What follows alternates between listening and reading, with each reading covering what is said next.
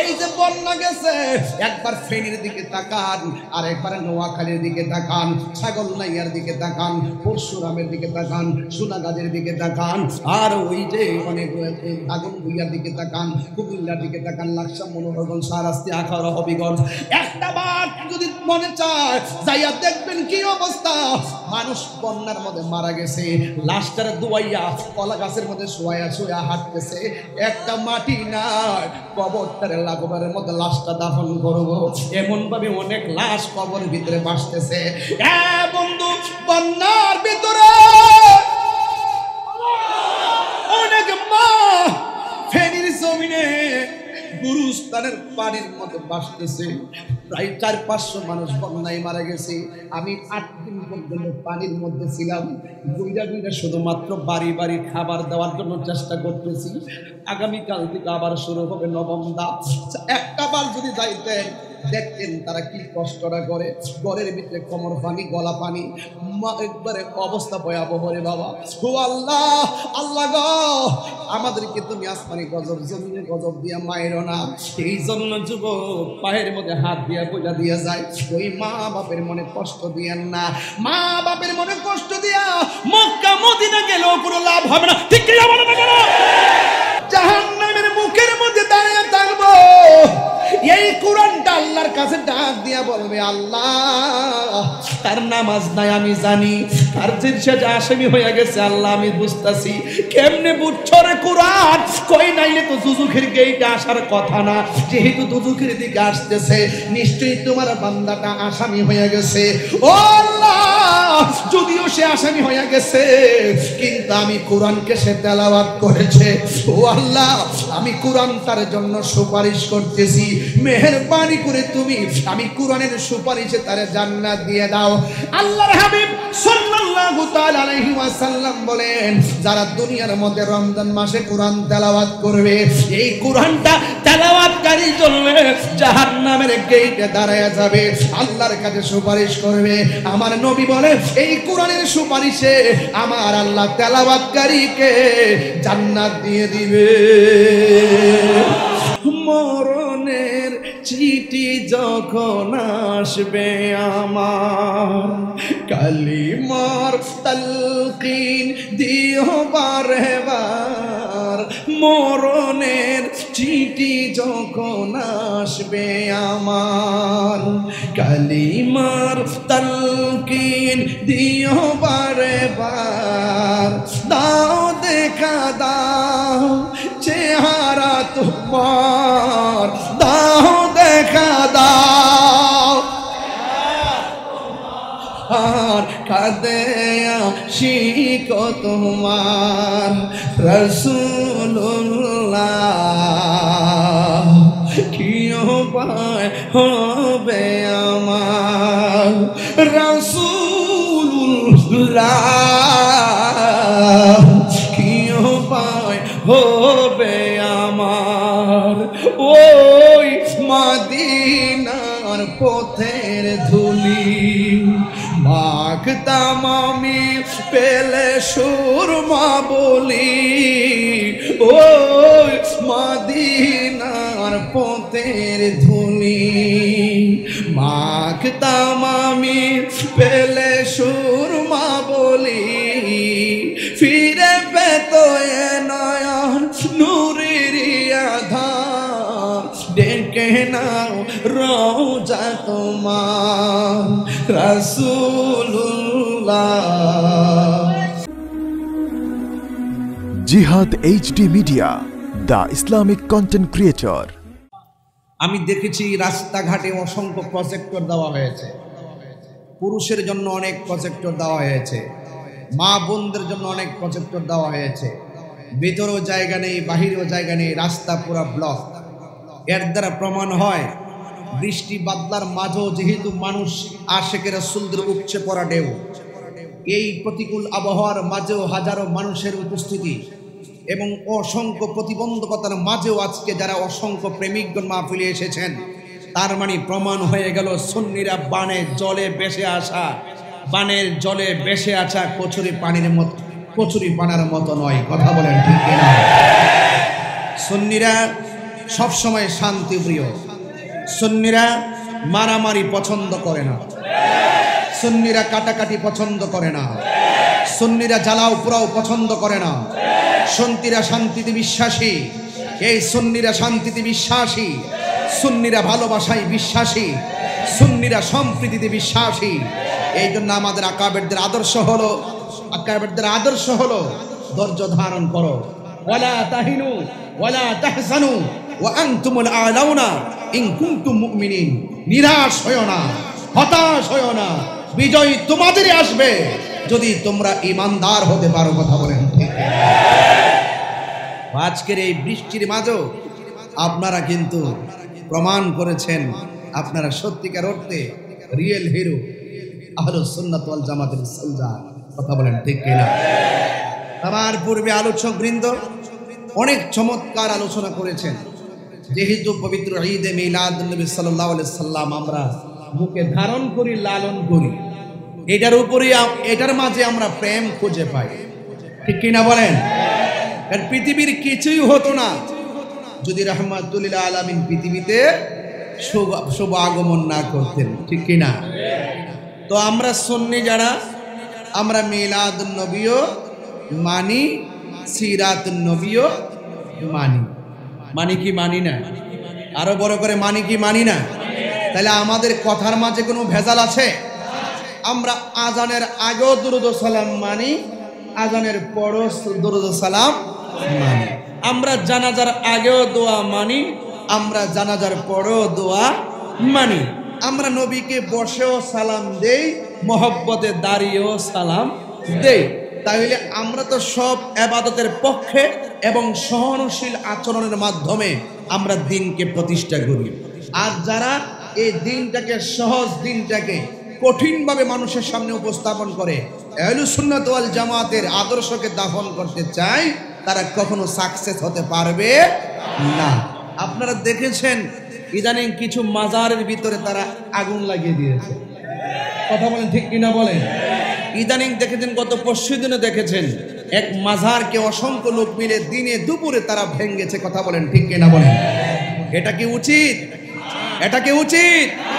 সাধারণ একটা কবরে কি আগুন ধরানোর অধিকার আপনার আছে? আমরা মাজার পূজা করি না, আমরা মাজার জিয়ারত করি। আমরা জানি আল্লাহ ছাড়া কাউকে সিজদা করা জায়েজ নয়, আমরা মাজারে সিজদা করি না, আমরা মাজার জিয়ারত করি।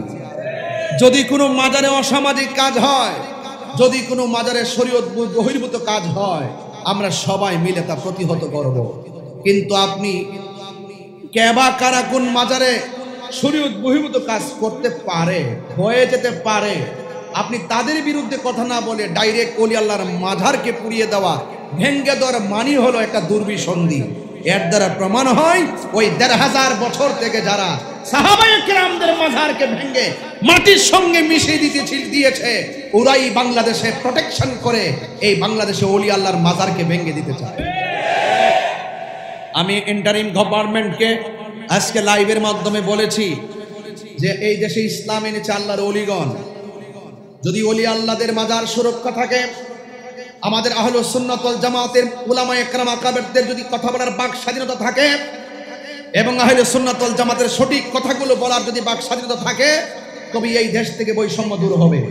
আমি মনে করি যারা আমাদের এই জিয়ারতের জায়গাকে আগুন দিয়ে পুড়িয়ে দিয়ে মাজার ভাঙা শুরু করেছে, আমি মনে করি তারা দুর্বৃত্তকারী, এই সুন্দর বাংলাদেশের সম্প্রীতিকে বিনষ্টকারী, এবং তারাই হইল বৈষম্য সৃষ্টিকারী। কথা বলেন ঠিক কিনা? আমি দেখেছি অনেক মন্দিরে যখন ভাঙচুর করা হয়, সারা রাত্র অনেক লোকে গিয়ে পাহারা দেয়। কিন্তু আমি ইন্টারিম গভর্নমেন্টকে বলেছি, আল্লাহর ওলির মাজারকে দিনে দুপুরে যারা ভাঙছে, এই ব্যাপারে টেলিভিশনে কোনো বিবৃতি নাই, এই ব্যাপারে উপদেষ্টা মণ্ডলীদের কোনো বিবৃতি নাই, এই ব্যাপারে কোনো ধরনের নিন্দা জ্ঞাপনও নাই। তার মানে কি বোঝা যায়? তার মানে বোঝা যায় এক শ্রেণীর মানুষ, তারা ওই দীর্ঘদিন ধরে আমাদের সাথে ঈমান আকীদার ব্যাপার নিয়ে ওলি আল্লাহর বিদ্বেষ যারা ছড়িয়েছিল, ওই সমস্ত লোকগুলো এখন মাথা ছাড়া দিয়ে উঠেছে। কথা বলেন ঠিক না বেঠে? আজকে যেই সময় উলামায়ে কেরামগণ একটা ঐক্যবদ্ধের মাধ্যমে একটা প্ল্যাটফর্ম সৃষ্টি করার একটা সুবর্ণ সুযোগ এসেছে, এই সমস্ত দুর্বৃত্তকারীরা আল্লাহর ওলির মাজারে আক্রমণ করে, তারা উলামায়ে কেরামদের সম্প্রীতিকে বিনষ্ট করতে চেষ্টা করতেছে। কথা বলেন ঠিক না? আমি আহলে সুন্নাত ওয়াল জামাতের সকল আকাবেরকে বলেছি, আপনারা ইতিমধ্যে শুনেছেন আমাদের 40 থেকে 42 বছরের উলামায়ে কেরামদের আমাদের সাংগঠনিক যে দূরত্ব ছিল, সেই দূরত্ব দূর হয়ে এখন ঐক্যবদ্ধ হয়েছে। কথা বলেন ঠিক কিনা? এই জন্য আমি পরিষ্কার ভাষায় বলতে চাই, অনতি বিলম্বে আমাদের এই বাংলাদেশে আহলুস সুন্নাত ওয়াল জামাতের অবস্থানকে জানান দিতে হবে। এই পবিত্র ঈদে মিলাদুন নবী সাল্লাল্লাহু আলাইহি ওয়াসাল্লামের এই জশ্নে জুলুসের দিন আসতেছে, এখানে অনেক প্রতিবন্ধকতা সৃষ্টি হয়। আমি বলবো, নবীর আগমনে জুলুস করতে গেলে দলিলের প্রয়োজন হয় না, নবীর আগমনে জশ্নে জুলুস করতে গেলে মহব্বতের প্রয়োজন হয়। ঠিক কিনা? সব জায়গায় দলিল তালাশ করবেন না। নবী দুনিয়াতে এসেছে, এই আগমনে আমরা কি খুশি না বেজার? আমি বলবো, তরুণ যারা রয়েছে কোনো বিপদে পা দিবা না। তরুণদেরকে বলছি, ওলি আল্লাহর বিরুদ্ধে যাওয়া যাবে, ওলি আল্লাহর বিরুদ্ধে গেলে আসমানি গজব নামে। কি গজব নামে? আসমানি গজব নামে। আমি আবারও বলছি, যেই সমস্ত মাজারে শরীয়ত বহির্ভূত কাজ হয়, এটার বিরুদ্ধে সবাই ঐক্যবদ্ধ প্রতিরোধ গড়ে তুলতে হবে। কিন্তু তাই বলি কোন ওলি আল্লাহর মাজারকে ভাঙবেন, এই সুযোগ কাউকে দেওয়া হবে না। কথা বলেন ঠিক কিনা বলেন? এই জন্য ওলি আল্লাহরা কি রওজাতে জিন্দা না মরা? আরো বড় করে জিন্দা না মরা? ওলি আল্লাহর বিরুদ্ধে যারা অবস্থান নেয় তাদের ব্যাপারে ফয়সালা দিয়ে দিচ্ছি, শুনেন। হাদিসে কুদসির মধ্যে এসেছে, মান আদালি ওয়ালিয়ান ফাকাদ আযানতুহু বিল হারবে। যারা ওলি আল্লাহর বিরুদ্ধে কথা বলবে তাদের বিরুদ্ধে ডাইরেক্ট আল্লাহ পাক যুদ্ধের ঘোষণা করেছেন। আল্লাহর সাথে মোকাবেলা করবে এমন কোন অস্ত্র কি পৃথিবীতে আছে? নাই। কারণ ওলি আল্লাহর আমার নবীর মহব্বতের কথা এই বাংলাদেশে পৌঁছে দিয়েছিল বলেই আমরা মিলাদুন নবী পেয়েছি। আমরা নবীর মহব্বত জানতে পেরেছি, আমরা হককে জানতে পেরেছি। কথা বলেন ঠিক কিনা? তো আবার নবী দুনিয়াতে এসেছেন এই রবিউল আউয়ালে, এতে কোনো সন্দেহ আছে? তাহলে নবীর আগমনে কারা কারা খুশি করতে চান? নবীর আগমনে কারা কারা নবীকে ভালোবাসায় বরণ করতে চান? হাত তুলে দেখাবেন নিশ্চয়।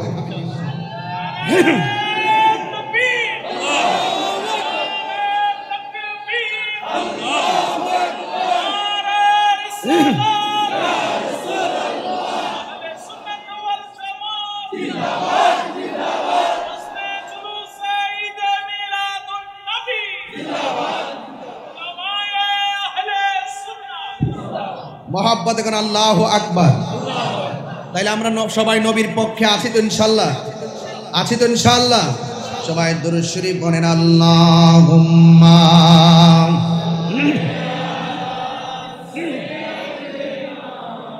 মাওলানা মুহাম্মদ ওয়া আলা আলিহি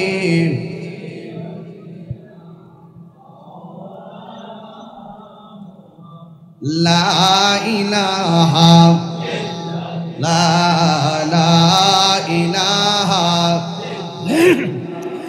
লা ইলাহা হাসবি রব্বি, বলুন হাসবি রব্বি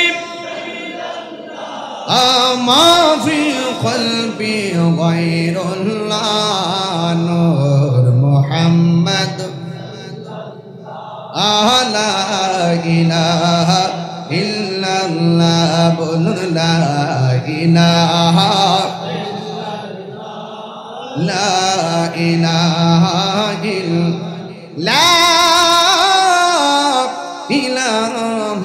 ইল্লাল্লাহ মুহাম্মাদুর রাসূলুল্লাহ সাল্লাল্লাহু আলাইহি ওয়াসাল্লাম। মোহব্বতে বলেন মারহাবা। আমার যুবক ভাইয়েরা, বৈরী আবহাওয়ার ভিতরে অনেক লম্বা চূড়া আলোচনা আজ আমি করব না। আপনাদের কাছে আমি বলে দিয়ে যাই, এমন একটা সময় আমার নবী আপনার নবী বলেছেন, এই পৃথিবীতে এমন একটা সময় আসবে যেই সময়ে ঈমান লুণ্ঠন করার জন্য এক শ্রেণীর মানুষ আসবে। জ্বলন্ত আংরাকে হাতে রাখলে যেমন কষ্ট হয়, এর চাইতে বেশি কষ্ট হবে ঈমান রাখতে। এই জন্য সবার কথা শুনলেই মনে হয় উনি সব হক কথা বলে, এমুকের কথা শুনলে মনে হয় এমুকে হক কথা বলে, আরেকজনের কথা শুনলে মনে হয় এমুকে হক কথা বলে। এখন এই বিরাজমান পরিস্থিতিতে আপনি কোন দিকে যাবেন? আপনি যদি কোন দিকে যাবেন চিন্তা করেন। আমার নবী আপনার নবীর দুইটা হাদিস হৃদয়ে লালন করা লাগবে। এক নম্বর, আমার নবী বলেন, আমি তোমাদের জন্য দুইটা জিনিস রেখে যাচ্ছি, একটা হলো কোরআন আর একটা হলো সুন্নাহ। আমার নবী এখানে সীমাবদ্ধ রাখে নাই। আমার নবী তো গায়েবের খবর দেনেওয়ালা। আমার নবী তো ভালো করে জানেন আহলে সুন্নাত ওয়াল জামাত আমরা দাবি করব, আর অন্য দলেও দাবি করব। কথা কোন ঠিক কিনা? এই জন্য আল্লাহর হাবিব নূরানি জবান মুবারকে চমৎকার ভাষায় আর একটা হাদিস বলে আমাদেরকে একটা ঠিকানা দিয়ে গেছেন। আমার নবী আপনার নবী বলেন, আমি তোমাদের কাছে দুইটা জিনিস রেখে যাচ্ছি, একটা হলো কোরআন আর একটা হলো আহলে বায়েত। এই জন্য দেখবেন আমরা সুন্নি যারা, তারা আহলে বায়েতের শান শুনলে মনটা পাগল হয়ে যায়, ঠিক কিনা? এ আমার যুবক ভাইরা, আহলে বায়েতের কথা নবী কেন বলেছেন? আমার নবী আপনার নবী বলেছেন, আমার আহলে বায়েত হলো নূহ নবীর কিস্তির মতন। নূহ নবীর কিস্তির ভিতরে যেমন ভাবে মানুষ উঠার পরে বেঁচে গেছে, ঠিক এমন ভাবে কিয়ামত পর্যন্ত আমার উম্মতের অন্তরে, যাদের অন্তরে আহলে বায়েতের মহব্বত থাকবে, দুনিয়ার যত ঝড় তুফান আসুক না কেন, কোন ঝড় তুফান, বাতিলের ঝড় তুফান তাদের ঈমানকে লুণ্ঠন করতে পারবে না। কথা বলেন ঠিক কিনা? আমার কর্ণফুলীর বাবা পায়ের মতো হাত দিয়ে বলে দিয়ে যায়, এমন একটা সময় এসে গেছে রে বাবা, পায়ের মধ্যে হাত দিয়ে বলে দিয়ে যায়, নিঃশ্বাসের কোনো বিশ্বাস নাই, যেই কোনো মুহূর্তে আমাদের কাছে আজরাইল আসতে পারে। এই জন্য যেহেতু দুনিয়া ছেড়ে চলে যেতে হবে, আমরা দুনিয়াতে বেঁচে থাকবো যতদিন, ততদিনের মধ্যে আমরা নবীকে চেনা লাগবে। আজকে আমার নবীর শুভ আগমনটা অনেকে মানতে চায় না। আরে বাবা, ওই নবীর শুভ আগমন খুশি হওয়ার সিদ্ধান্ত কোনো মৌলানা মৌলবীর নয়। নবীর আগমনে খুশি হওয়ার সিদ্ধান্ত স্বয়ং আমার আল্লাহ দিয়ে দিয়েছেন। এখন বলবেন হুজুর দলিলটা কি? আমি আপনাদের সামনে দলিলটা পড়ে শোনাই। আল্লাহ রাব্বুল আলামিন কুরআনুল কারীমের মধ্যে ভাবে বলে দিয়েছেন, কুল বিফাদলিল্লাহি ওয়া বিরহমাতিহি ফাবিযালিকা ফালইফরাহু হুয়া খায়রুম মিম্মা ইয়াজমাউন।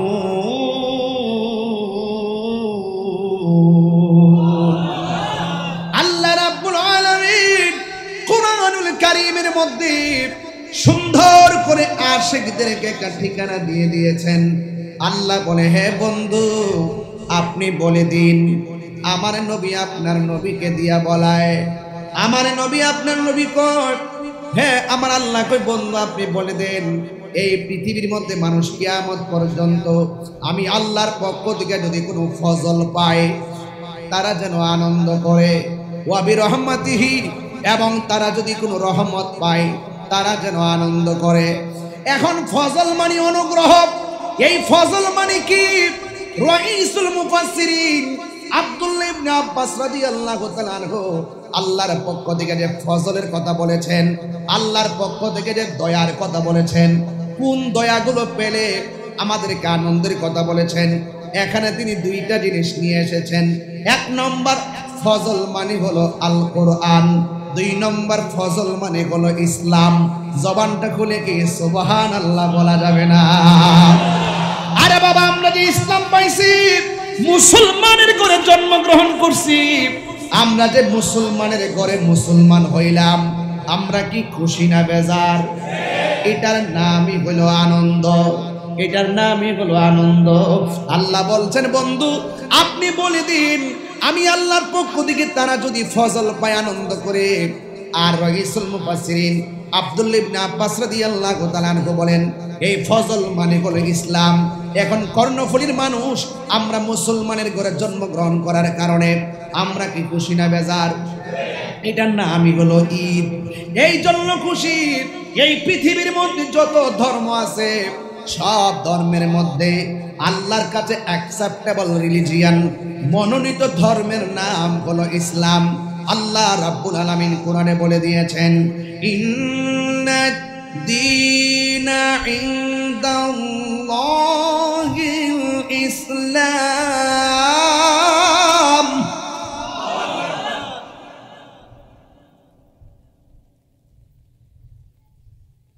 ইন্নাদ দীনা ইনদাল্লাহিল ইসলাম।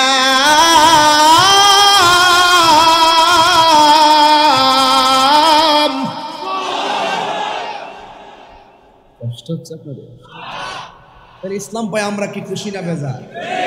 এখন যদি কেউ বলে ইসলাম পাইছি আমি খুশি না আমি বেজার, এরা হলো বেঈমান। এটা আমার মোল্লার সিদ্ধান্ত না, আল্লাহর সিদ্ধান্ত।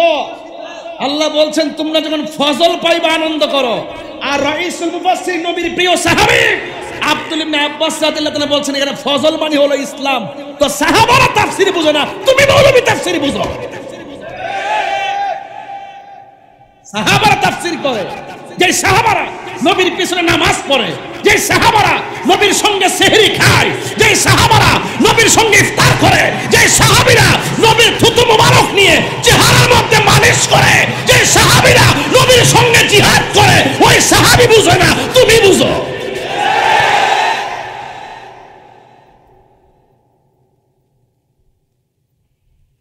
তাহলে ইসলাম পেয়ে আমরা কি খুশি না বেজার? এটার নাম ঈদ। এটার নাম কি? আর কথা কোন, এটার নাম কি?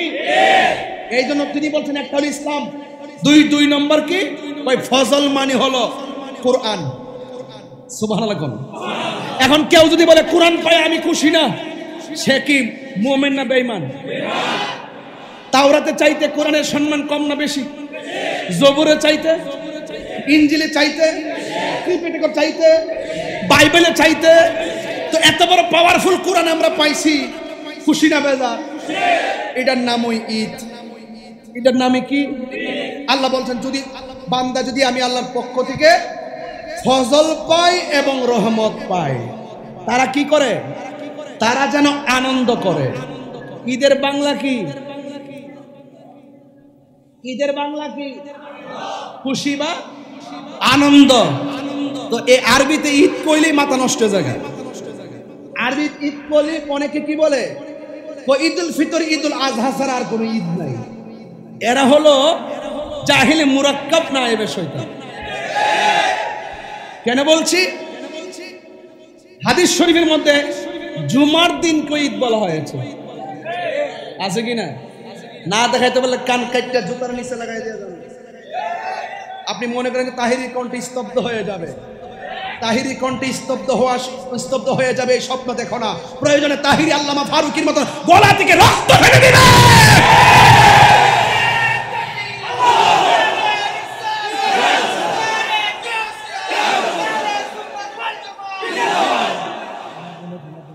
জুমার দিন কি বলে? ঈদ, ঠিক কি না?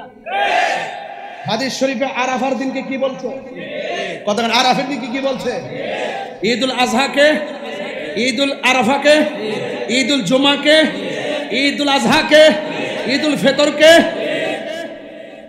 সকল ঈদের সেরা ঈদ মিলেনি ওয়াজ। এই কথাগুলো আকীদার ওয়াজ, এটা ঘটনা না, এটা চেতনা। তাহিরি ঘটনা কম বলে, চেতনায় কথা বেশি বলে। আল্লাহ বলছেন ইয়া আইয়ুহাল্লাযিনা আমানুত্তাকুল্লাহা হাক্কা তুকাতিহি ওয়া লা তামুতুন্না ইল্লা ওয়া আনতুম মুসলিমুন। আল্লাহ বলছেন তোমরা মুসলমান না হয়ে মরো না। তাহলে মুসলমান হতে গেলে কালিমা লাগে কি লাগে না? তাহলে এই কালিমা, যেই ধর্মের কালিমা পরে মুসলমান হয় সেই ধর্মের নাম কি? আর ওদের নাম কি? একটা হিন্দু এই মুহূর্তে কর্ণফুলী চল্লক্ষাতে আসছে আমার কাছে মুসলমান হওয়ার জন্য, ধরুন আমি তারে মুসলমান বানাইতে যাই বললাম পড়ো লা ইলাহা, যাও বাড়িতে চলে যাও। রাস্তায় গিয়ে সে মারা গেল, এখন তাকে কি গোসল দিবে নাকি পূর্বে? নো, সে মুসলমান হয় নাই। শুধু লা ইলাহা ইল্লাল্লাহ পড়লে তো বুঝছ না, বড় ওয়াজ। লা ইলাহা ইল্লাল্লাহ পড়লে মুসলমান হয় না, মুহাম্মাদুর রাসূলুল্লাহ পড়তে হবে। আল্লাহ মানা নবী মানা নয়, নবী মানলেই আল্লাহ মানা হয়। এই জন্য আমার আল্লাহ বলছেন, বন্ধু গো, এরা যদি আমি আল্লাহকে পাইতে, কষ্ট নিও না, কষ্ট না, এরা যদি আমি আল্লাহকে পাইতে চাই, এরা যদি আমি আল্লাহকে পাইতে চাই, তারা যেন আপনি নবীকে মহব্বত করে।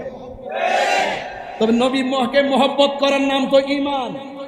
এবং আল্লাহ রাব্বুল আলামিন হাবিব বলছেন, আলা লা ঈমান আল ইমাল্লাহ মুহাব্বত আলা, যার অন্তরে আমি নবীর মহব্বত নাই তার ঈমান নাই।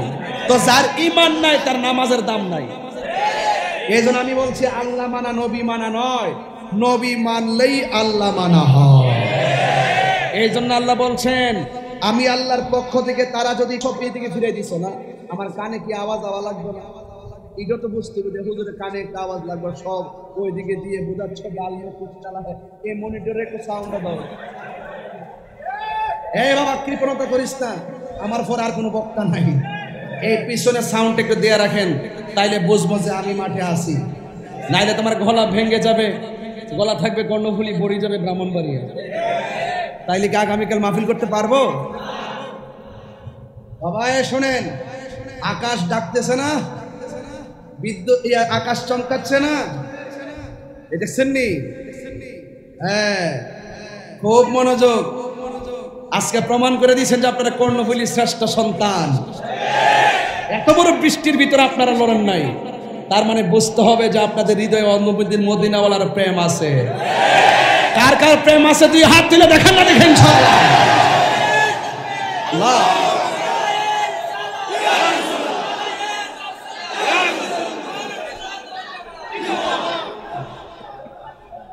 আল্লাহু আকবার বলেন, ইয়া রাসূলুল্লাহ বলেন, ইয়া রাসূলুল্লাহ,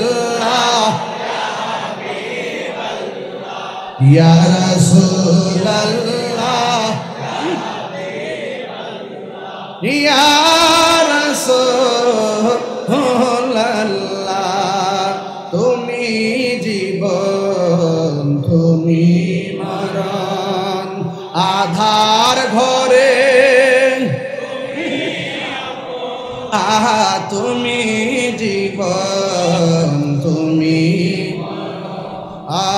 আধার,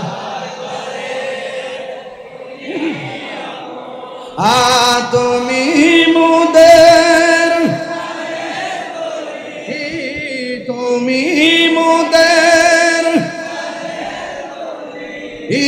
তুমি নিদানে কোরআনে ওয়ালা, ইয়া রাসূলুল্লাহ, ইয়া রাসূলুল্লাহ, ইয়া রাসূলুল্লাহ, তুমি মোদের আশার, তাই তো তোমায় মাশাআল্লাহ, তুমি মোদের আশার, তাই তো হৃদয় নামের ফুল দানিতে, হৃদয় গেতে রেখেছি প্রেমের মালা, ইয়া রাসূলুল্লাহ, ইয়া রাসূলুল্লাহ, ইয়া রাসূলুল্লাহ, ইয়া রাসূলুল্লাহ। আল্লাহুম্মা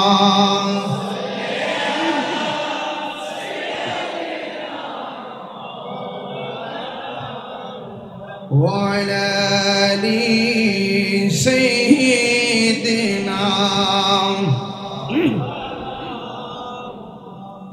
একটা জবান কষ্ট হচ্ছে আপনাদের, একটা জবান বন্ধ রাখবেন না, মহব্বতের দরদ মাখা কণ্ঠে বলুন, ইয়া রাসূলুল্লাহ। আল্লাহ বলেন, হ্যাঁ বন্ধু আপনি বলে দিন,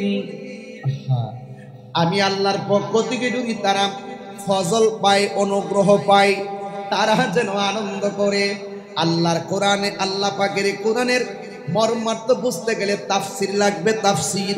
ওই তাফসীরের মধ্যে রাইস মুফাসসির আব্দুল্লাহ ইবনে আব্বাস রাদিয়াল্লাহু তাআলা আনহু বলেন, এই ফজল মানে হলো ইসলাম, ফজল মানে হলো কোরআন, ফজল মানে হলো ইসলাম, ফজল মানে হলো কোরআন। এই কোরআন যারা কর্ণফুলি পাইছেন আপনারা কি খুশি না বেজার? এখন বলেন হুজুর কোরআন পাইছি খুশি, একটা কারণ আছে। আপনি যখন অন্ধকার কবর দেশে যাবেন, কবরে যাওয়ার পরে ডান দিক থেকে বাম দিক হবেন, এই দুনিয়ার কোনো মানুষ ওই কবরের ভিতরে চাঁদের আলো ঢুকাইতে পারবে না।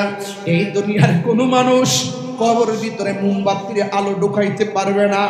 এই দুনিয়ার কোনো মানুষ ওই কবরের ভিতরে কোনো ধরনের বিদ্যুতের লাইট ঢুকাইতে পারবে না।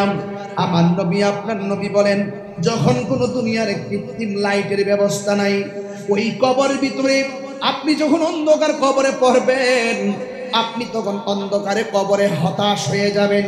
কিন্তু হঠাৎ কইরা যখন ডান কাত থেকে বাম কাতে যাবেন, ওই মুহূর্তে তাকায় দেখবেন আপনার কবরের ভিতরে বিনা তারে একটা লাইট জ্বলতেছে, বিনা তারে একটা লাইট জ্বলতেছে। তখন আপনি তারে জিজ্ঞাসা করবেন, তুমি কে?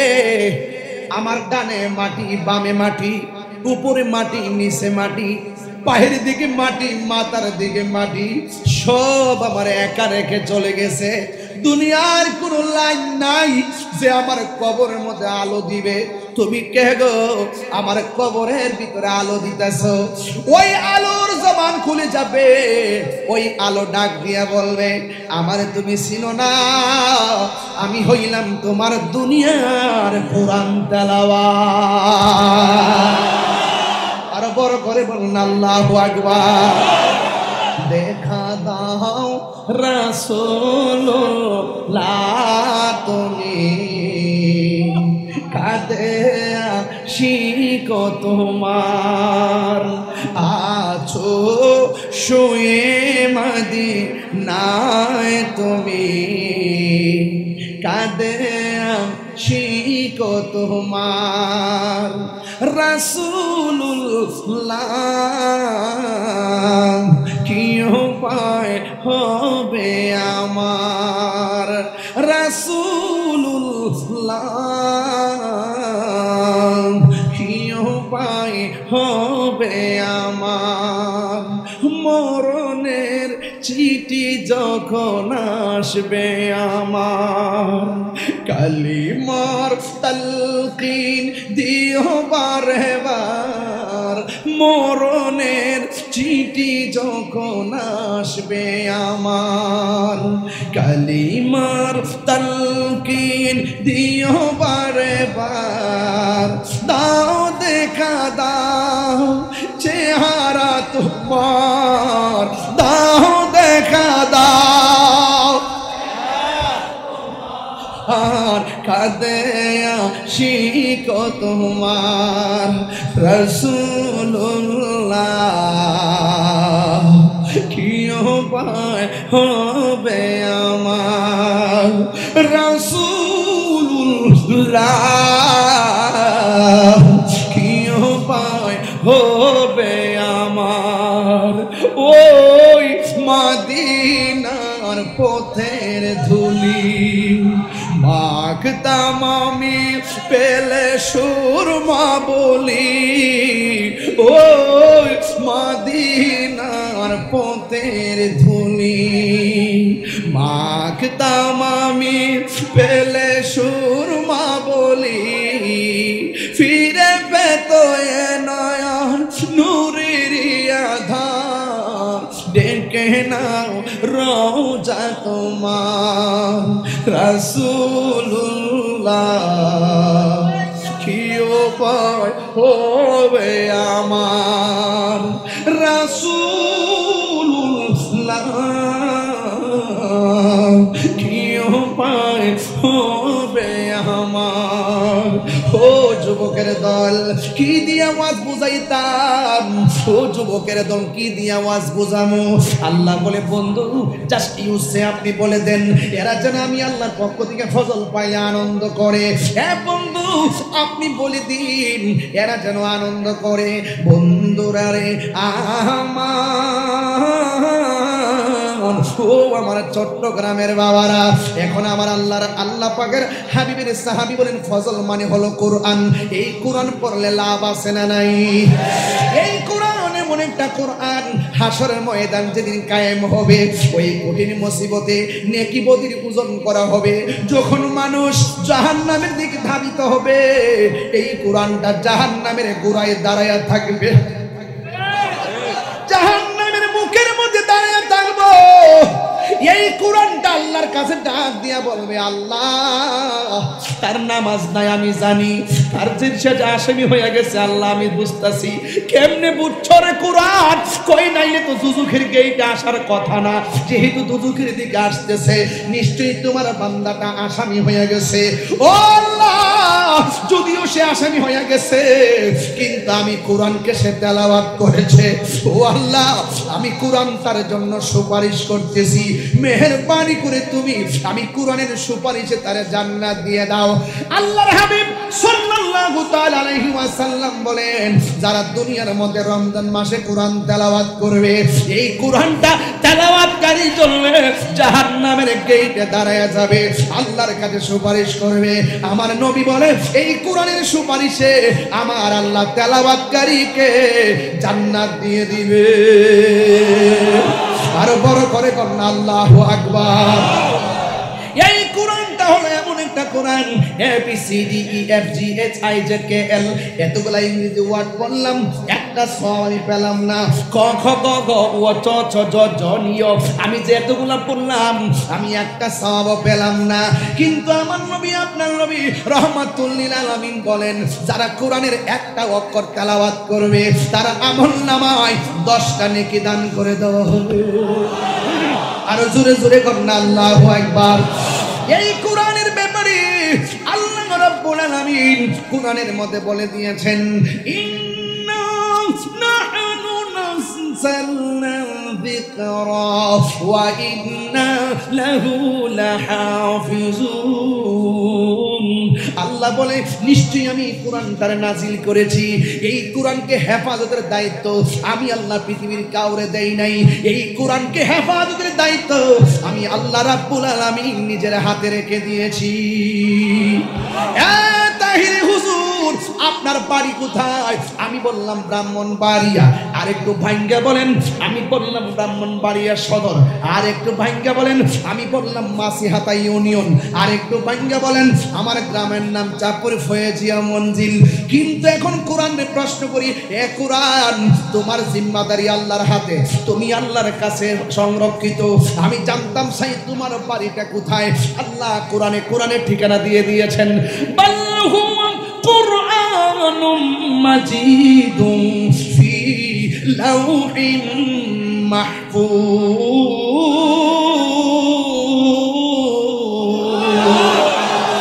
এই কোরআন ওই কোরআনের মধ্যে বলে দেওয়া হয়েছে কোরআনের বাড়ি হলো লাউহে মাহফুজে।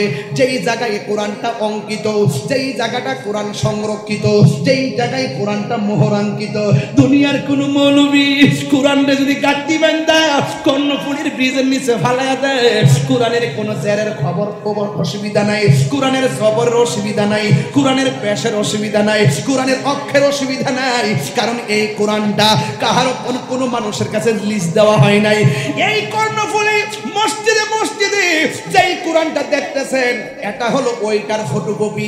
এই জন্য কোরআনে হাযাল কিতাবুল্লাহ রাইবা ফিহি বলে নাই, এই কোরআনে বলছে যালিকাল কিতাবু লা রাইবা ফিহি। হাযা মানে হলো এইটা যেটার মধ্যে সন্দেহ নাই। বোঝা গেল এখানে একটা হিকমত আছে। আল্লাহ বলছেন এটা কিতাব না, এটা হলো ওই কিতাব। আর তিনবার করে আল্লাহু আকবার বলে দেখেন।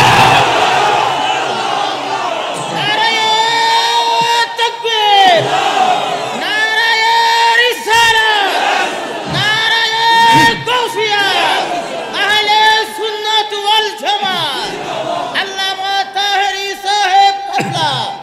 মারহাবা বলেন না, মারহাবা। এই কোরআনটা হলো ওই কোরআন, বোঝা গেল? হিকমত।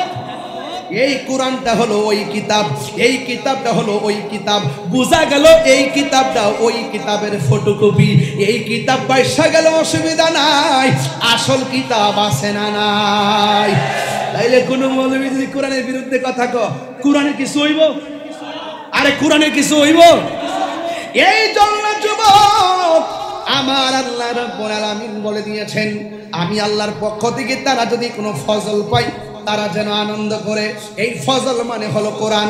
এ আমার কর্ণফুলী চল্লক্ষার মা, দয়া করে সন্তানটারে সকালবেলা ঘুম থেকে উঠায় মসজিদে পাঠাইবা, হুজুরের কাছে কোরআনটা পড়াইবা। যেই সিনার মধ্যে কোরআন আছে সেই সিনাটা আলোকিত, যেই ঘরের মধ্যে কোরআন আছে ওই ঘরটা আলোকিত, যেই দেশের মধ্যে কোরআন আছে ওই দেশটা আলোকিত। কথা বলেন ঠিক কিনা? এই জন্য যুবক, এই কোরআনটা এমন একটা কোরআন, সেই কোরআনটা আমার নবীর উপরে নাজিল হওয়ার পরে আমার নবী কয়, খাদিজা আমার কপালটা গামতেছে, জ্বর জ্বর লাগতেছে, একটু কম্বল দিয়া জড়াইয়া ধরো না। আরে খাদিজা কি চরলক্কার খাদিজার মতন নাকি? এই খাদিজা কি ওই খাদিজা কি কর্ণফুলীর খাদিজার মতো নাকি? ওই খাদিজা সেই খাদিজা।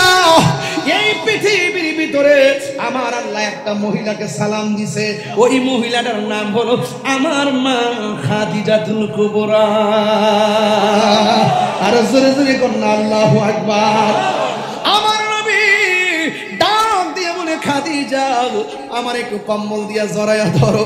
কই আমাকে আমার একটু জ্বর জ্বর লাগতেছে। কয় কেন? কয় আসমানি কিতাব নাজিল হইছে। খাদিজা ডাক দিয়ে কয়, নবী গো টেনশন করার কোনো কারণ নাই, আপনার মাঝে 5টা গুণ আছে, 5টা গুণ।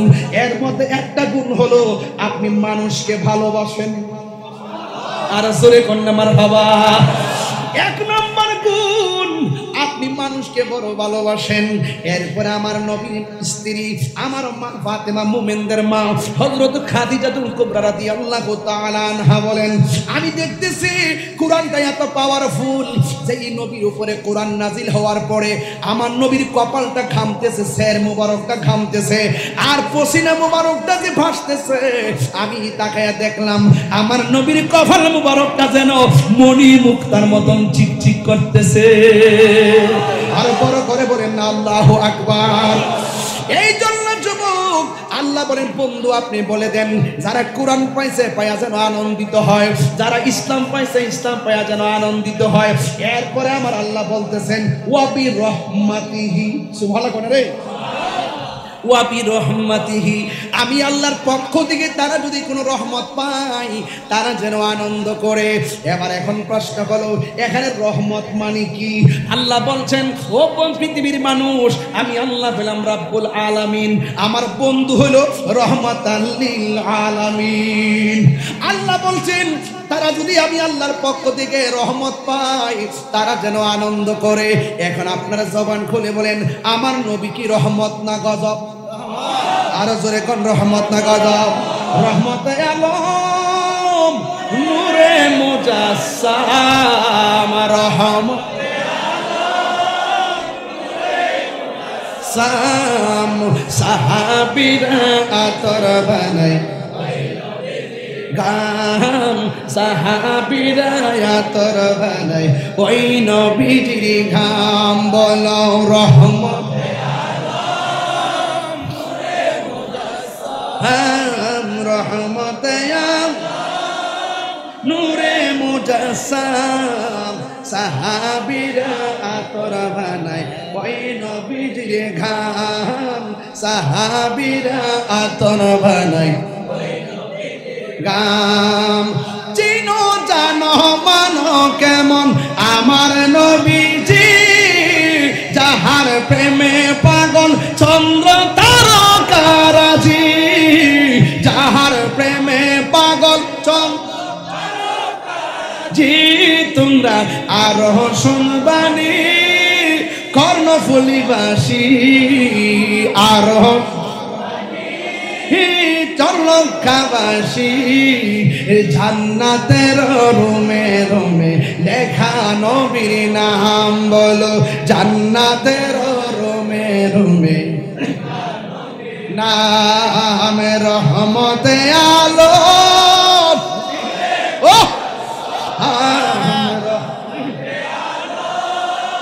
নূরে মুজাসসাম সাহাবীরা আদর বানাই ওই নবীজির ঘাম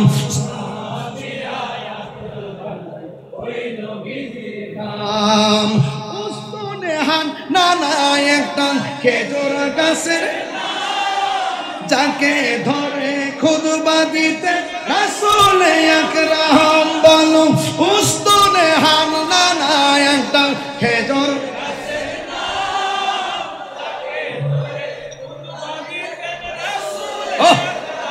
গাছটা নবী বিরহে কাঁদিতে রহে গাছটা নবী কাঁদিতে রহে রে হত বাখইল যত সাহাবাই কেরাম হত বাখইল যত সাহাবাই কেরাম চিৎকার মেরে কন্যা আল্লাহু আকবার। আমরা সবাই কি খুশি না বেজার? এখন আমার নবীর রহমত রহমত পাইলে আনন্দিত হওয়ার কথা কি মোল্লার কথা না আল্লাহর কথা? তাইলে রহমত মানে নবী, এই নবীকে পাই আমরা খুশি না বেজার?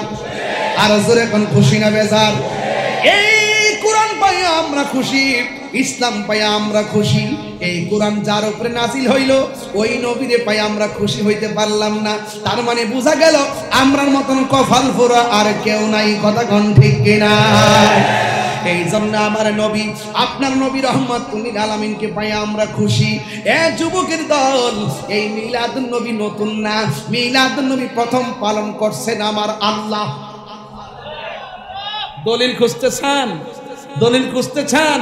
ওই রুহানি জগতে আল্লাহ সকল নবীদের কাছ থেকে ওয়াদা নিছে, ওয়াদা নিছে, ওয়াদা নিছে। ওয়াইজা খাযাল্লাহু মিসাকান নাবিয়্যিন, ওই নবীদের কাছ থেকে ওয়াদা নিছে তোমরা দুনিয়াতে যাইবা, তোমাদের কাজ হলো একটাই যে আমার নবী আসতেছে। আমার নবী আসতেছে। ওই নবীগণ দুনিয়াতে আইসেই বলছে আমার নবী আখির জামানার পয়গাম্বর আসতেছে।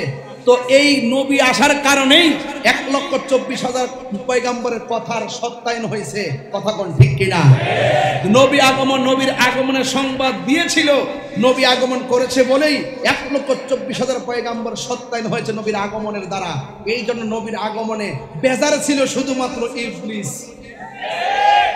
আমরা কি ইবলিসের দলে আছি?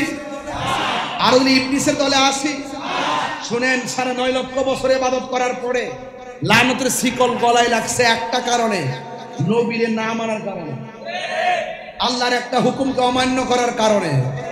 আমরা কি ইবলিসের দলে থাকবো নাকি আবু বকরের দলে থাকবো? সিদ্দিক আকবরের দলে থাকলে লাভ আছে না নাই? সিদ্দিক আকবর বলেন মান আনফাকা দিরহামান আলা কিরাআতি মাউলিদিন নবী সাল্লাল্লাহু আলাইহি ওয়াসাল্লাম কানা রফিকি ফিল জান্নাহ। যেই ব্যক্তি মিলাদুন নবীর মাহফিলে 1 দিরহাম পরিমাণ দান করবে সেই ব্যক্তিটা জান্নাতে আমি আবু বকরের বন্ধু হব। তাহলে মিলাদুন নবী সাল্লাল্লাহু আলাইহি সাল্লামে দান করলে লাভ আছে না নাই? এরপরে অনেকে বলেন যে আমার নবীজি দুনিয়াতে এসেছেন, নবীজিকে বানানো হয়েছে সবার আগে, নবীজিকে পাঠানো হয়েছে সবার পরে। নবী কি মাটি হয়ে এসেছেন না নূর হয়ে এসেছেন? আরো বড় করে বলেন না, আরো বড় করে বলেন না। আন জাবির ইবনে আব্দুল্লাহ আল-আনসারী রাদিয়াল্লাহু তাআলা আনহু কুলতু ইয়া রাসূলুল্লাহ আবি আনতা ওয়া উম্মি আখবিরনি আন আউওয়ালি শাইইন খালাকাহু আল্লাহু তাআলা ক্বাবলা আল-আশিয়াই ক্বালা ইয়া জাবির ইন্নাল্লাহ তাআলা খালাকা ক্বাবলা আল-আশিয়াই নূরা নাবিয়্যিকা মিন নূরিহি ফাজআলা যালিকা নূর ইয়াদুরু বিল কুদরতি হাইসু শা আল্লাহু তাআলা ওয়া লাম ইয়াকুন ফি যালিকাল ওয়াক্তি লাহুন ওয়ালা কলামুন ওয়ালা সামাউন ওয়ালা আরদুন ওয়ালা জিন্নুন ওয়ালা মালাকুন। হযরত জাবের রাদিয়াল্লাহু তাআলা আনহু আমার নবীকে প্রশ্ন করেন, ইয়া রাসূলুল্লাহ আমার আব্বা আমার আম্মা আপনার নূরানি কদম মোবারকে কুরবান, আপনি আমাকে বলুন আল্লাহ রাব্বুল আলামিন সর্বপ্রথম কি সৃষ্টি করেছেন? সুবহানাল্লাহ। এই কথাটা কি সাধারণ কোনো মানুষ প্রশ্ন করছেন? কে প্রশ্ন করছেন? জাবের রাদিয়াল্লাহু তাআলা আনহু। কে প্রশ্ন করছেন? তো জাবের রাদিয়াল্লাহু তাআলা কি সাধারণ কোনো সাহাবী? যে জাবের রাদিয়াল্লাহু তাআলা কে? এই তরুণ প্রজন্মের ছোট বাচ্চাদেরকে আমার চিনাইতে হবে যে তিনি কে ছিলেন। এই বাচ্চারা শোনো, তিনি ছিলেন ওই সাহাবী যেই সাহাবী আমার নবীকে দাওয়াত করেছিলেন। দাওয়াত করার পরে আমার নবী বলছেন তুমি কি খাওয়াবে? বলছেন ইয়া রাসূলুল্লাহ আমার একটা বকরি আছে, ঘরে যা আছে আমি তাই খাও, রুটির মেহমানদারি করব। রাসূল তো জানেন যে জাবেরের ঘরে কিছুই নাই। এরপরে আমার রাসূল বলছেন এ জাবের, আমার সাহাবী জাবেরের বাড়িতে আমি যাব আর আমি সেখানে গিয়ে শুধুমাত্র আমি একা খাবো, এটা তো হতে পারে না, আমার সঙ্গে একটা কাফেলা যাবে। তো জাবের রাদিয়াল্লাহু ভালো করে জানেন যে রাসূল সাল্লাল্লাহু আলাইহি ওয়াসাল্লাম ওই পাত্রের মুখের মধ্যে আঙ্গুল এইভাবে ধরলে আঙ্গুল মুবারক থেকে ঝর্ণার পানি বের হতো। জাবের রাদিয়াল্লাহু তো তিনি ভালো করে জানেন রাসূল ডাকনা লাগাইয়া দিয়ে যদি অনুমতি দিত যা খাইতে পারে ইচ্ছা মতো খাইতাম, এক ইঞ্চি কমতো না। এরা তো রসুলকে ভালোবাসতেন, এরা তো জানেন ভালো করে। তিনি তো জানেন যে রসুল এমন, রসুল হাত কাটতে ফালাই দিছে, রসুলের থুতু মুবারক লাগাই দিয়ে হাতটা ধাক্কা মারে লাগাই দিছে, হাত জোড়া লাগিয়ে গেছে। আর সাহাবী তো ভালো করে জানেন যে রসুল আঙ্গুল মুবারক দিয়ে ইশারা করেছেন, আকাশের চাঁদ দুই ভাগ হয়ে গেছে। আর সাহাবা একরাম তো ভালো করেই জানেন যে আমার রাসূল সাল্লাল্লাহু আলাইহি ওয়াসাল্লাম তার পেটের মধ্যে পাথর বেঁধেছেন, কিন্তু মানুষ একদিনের বেশি 2 দিন না খেয়ে থাকতে পারে না। আল্লাহ রাসূল সাল্লাল্লাহু আলাইহি ওয়াসাল্লাম এক সেহরিতে 6 দিন না খেয়ে রোজা রেখেছেন। তো এগুলো জাবের রাদিয়াল্লাহু ভালো করে জানেন, এই ব্যাপার কোনো ব্যাপার না। তো রাসূল করিম সাল্লাল্লাহু আলাইহি ওয়াসাল্লাম বলেন ঠিক আছে আমরা আসবো। বাড়িতে গিয়ে তিনি বকরি জবাই করলেন, রুটিগুলো সুন্দর করে রুটি বানালেন। ইন দি মিন টাইমে জাবের রাদিয়াল্লাহু দুইটা সন্তান, এই একটা সন্তান আরেকটা সন্তানরে বলতেছে আমার বাবার বকরিটা কোথায়? এক ভাই আরেক ভাইরে বলতেছে এগুলো আমরা সবাই জানি, কিন্তু এই ছোট্ট পোলাপান তরুণ কিশোর বয়সের পোলাপানগুলো ইতিহাস জানে না, তাদেরকে জানাইতে হবে। এই জন্য কথাগুলো ধারণ করতে হবে, এরা আমাদের ফিউচার। কথা বলো ঠিক কিনা বলো? তো জাবের রাদিয়াল্লাহু দুইটা ছেলে বলতেছে কি রে ভাই আমাদের একটা বকরি ছিল, বকরিটা কোথায়? কয় আব্বা তো জবাই করে ফেলেছে। তাই নাকি? জবাই আবার কেমনে করে? কয় তুই একটু শুয়ে যা, আমি তোরে দেখাই কেমনে জবাই করে। এক ভাই আরেক ভাইয়ের গলার মধ্যে ছুরি চালাই দিয়া জবাই করে এক ভাইরে মাইরে ফেলাইছে। হুট করে জাবের রাদিয়াল্লাহু স্ত্রী এসে দেখতেছেন এক ভাই আরেক ভাইরে জবাই করে ফেলাই দিছে। এমনি ওই ভাইটা, ওই সন্তানটা দৌড়াইয়া তিনি কি করছেন উপরে উঠছেন। উপরে উঠার পরে উপর থেকে লাফ মাইরা ভয় করে নিচে পইরা এই ছেলেটাও মারা গেছে। এখন দুটো ছেলে মারা গেছে। জাবের রাদিয়াল্লাহু স্ত্রী তো মহিলার জাত, মহিলারা তো একটু দিলটা নরম থাকে, সন্তানের জন্য একটু বেকারার থাকে। পৃথিবীর সব দুঃখ সবাই দুঃখ ভুলে যায়, সন্তানের ব্যথা মা ভুলে না, এই জন্য চোখের পানি ফালাইয়া কান্দে। জাবের রাদিয়াল্লাহু তাআলা বললেন হে তুমি কাঁদতেছো কেন? তখন ডাক দিয়ে বলতেছে হ্যাঁ স্বামী আমার পোলা তো এক কারেক্টারে জবাই দেখাতে যায় মাইরা ফেলাইছে, আরেকটা উপর থেকে পয়রা মারা গেছে, এই জন্য কাঁদতেছি। তোমার জাবের রাদিয়াল্লাহু বললেন তোমার চোখের পানিটা বন্ধ করো। তুমি কি জানো না লা ইউমিনু আহাদুকুম হাত্তা ইয়াকুনা হাব্বা ইলাইহি মিন ওয়ালিদিহি ওয়া ওয়ালাদিহি ওয়ান নাসি আজমাইন। তুমি কি জানো না স্ত্রী সন্তানের চাইতে নবীকে বেশি ভালোবাসতে হবে? তুমি কি জানো না ছেলের চাইতে নবীকে বেশি ভালোবাসতে হবে? তুমি কি জানো না স্বামীর চাইতে নবীকে বেশি ভালোবাসতে হবে? তুমি কি জানো না পিতার চাইতে সন্তানকে বেশি ভালোবাসতে হবে, নবীজিকে বেশি ভালোবাসতে হবে? তুমি যদি কান্নাকাটি করো আল্লাহর হাবিব অসন্তুষ্ট হয়ে যাবে। আল্লাহর হাবিব যদি কষ্ট পায় তাহলে আমার জাবেরগিরি সব শেষ হয়ে যাবে। চোখের পানি মুছে ফেলো। ওকে দ্যাটস অলরাইট, চোখের পানি মুছে ফেললেন। এখন দুইটা সন্তান কি করতে হবে? এত বড় বস্তার ভিতরে ঠেইলে নিয়ে ঢুকাইয়া ঘরের কোনার মধ্যে বস্তা বাইন্দা ঢুকাই রাখছে।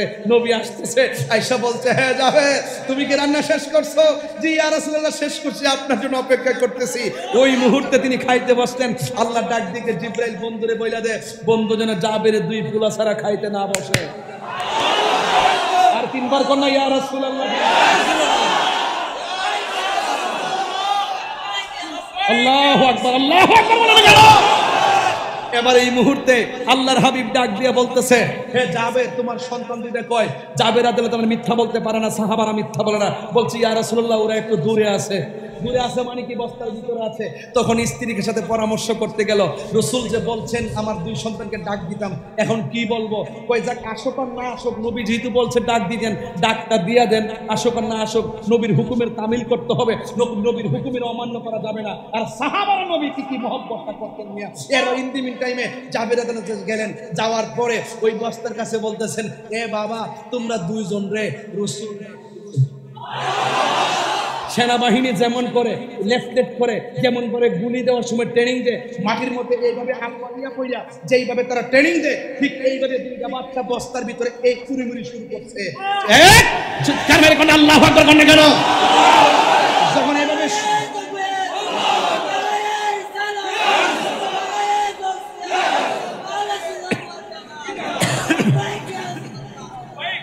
এবার ওই দিক দিয়ে রাসূল সাহাবায়ে কেরামরা বলতেছেন, এ সাহাবীরা, জাবেরের দুইটা ছেলে আসতেছে, শুনো আমি রাসূল একটা কথা বলে রাখি। কয় কি কথা? কয় তোমরা খাইবা ঠিক আছে, জাবেরের বকরির গোশত খাইবা, কিন্তু হাড্ডিগুলা খায়ো না, হাড্ডিগুলা রাইখা দিও, হাড্ডিগুলা রাইখা দিও। সুবহানাল্লাহ কয় না কেন?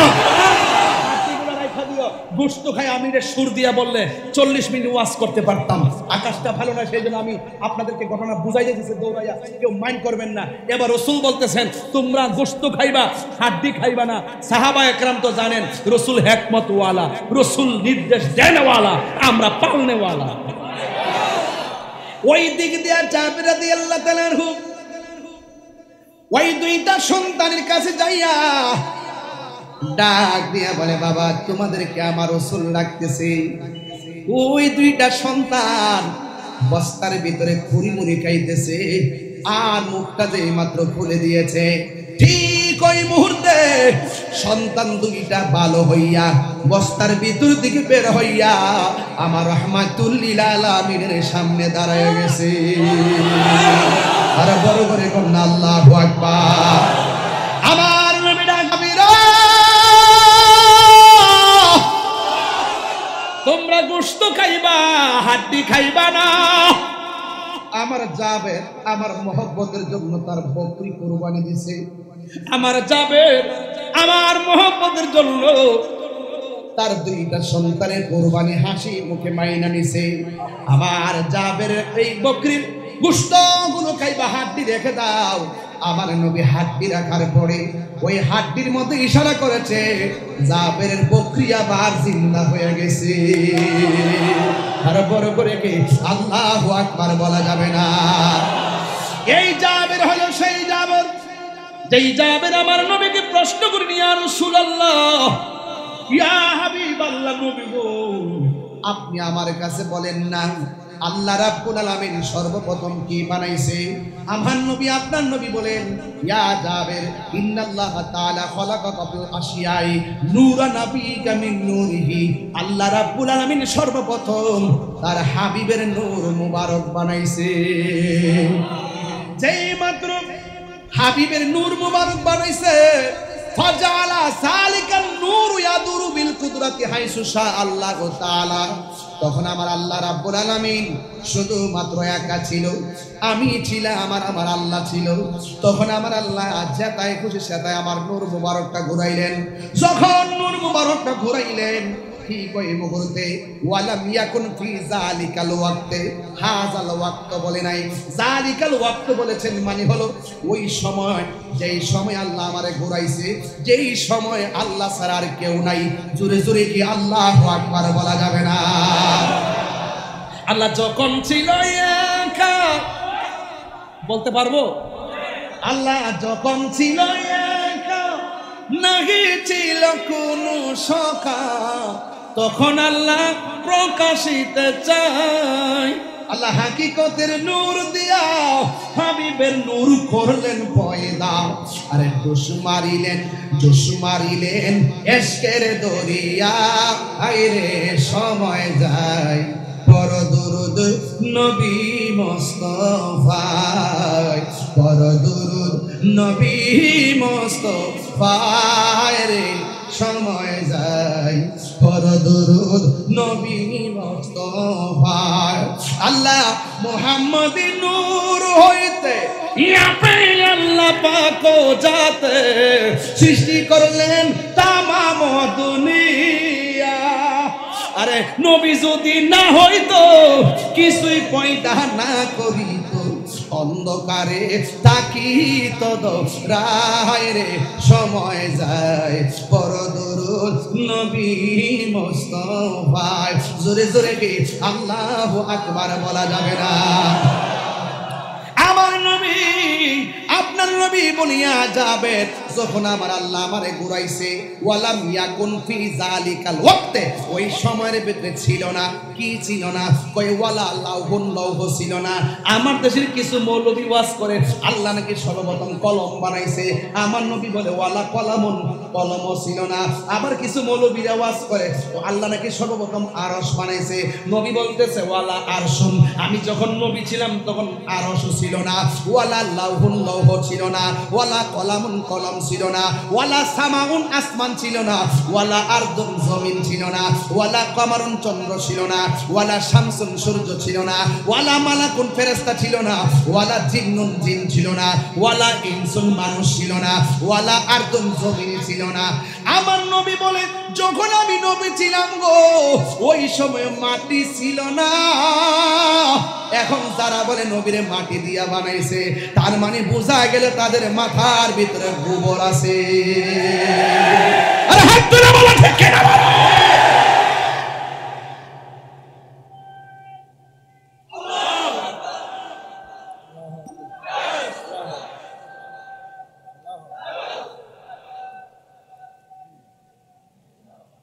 আল্লাহু আকবার বলেন, চিৎকার মারে কেন আল্লাহু আকবার।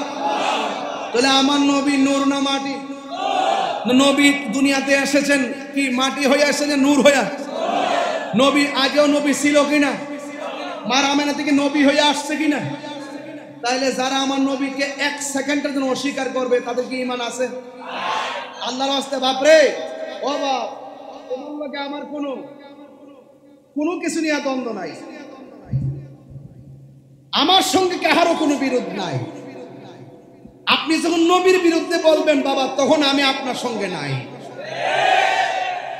আমি আপনার সঙ্গে নাই।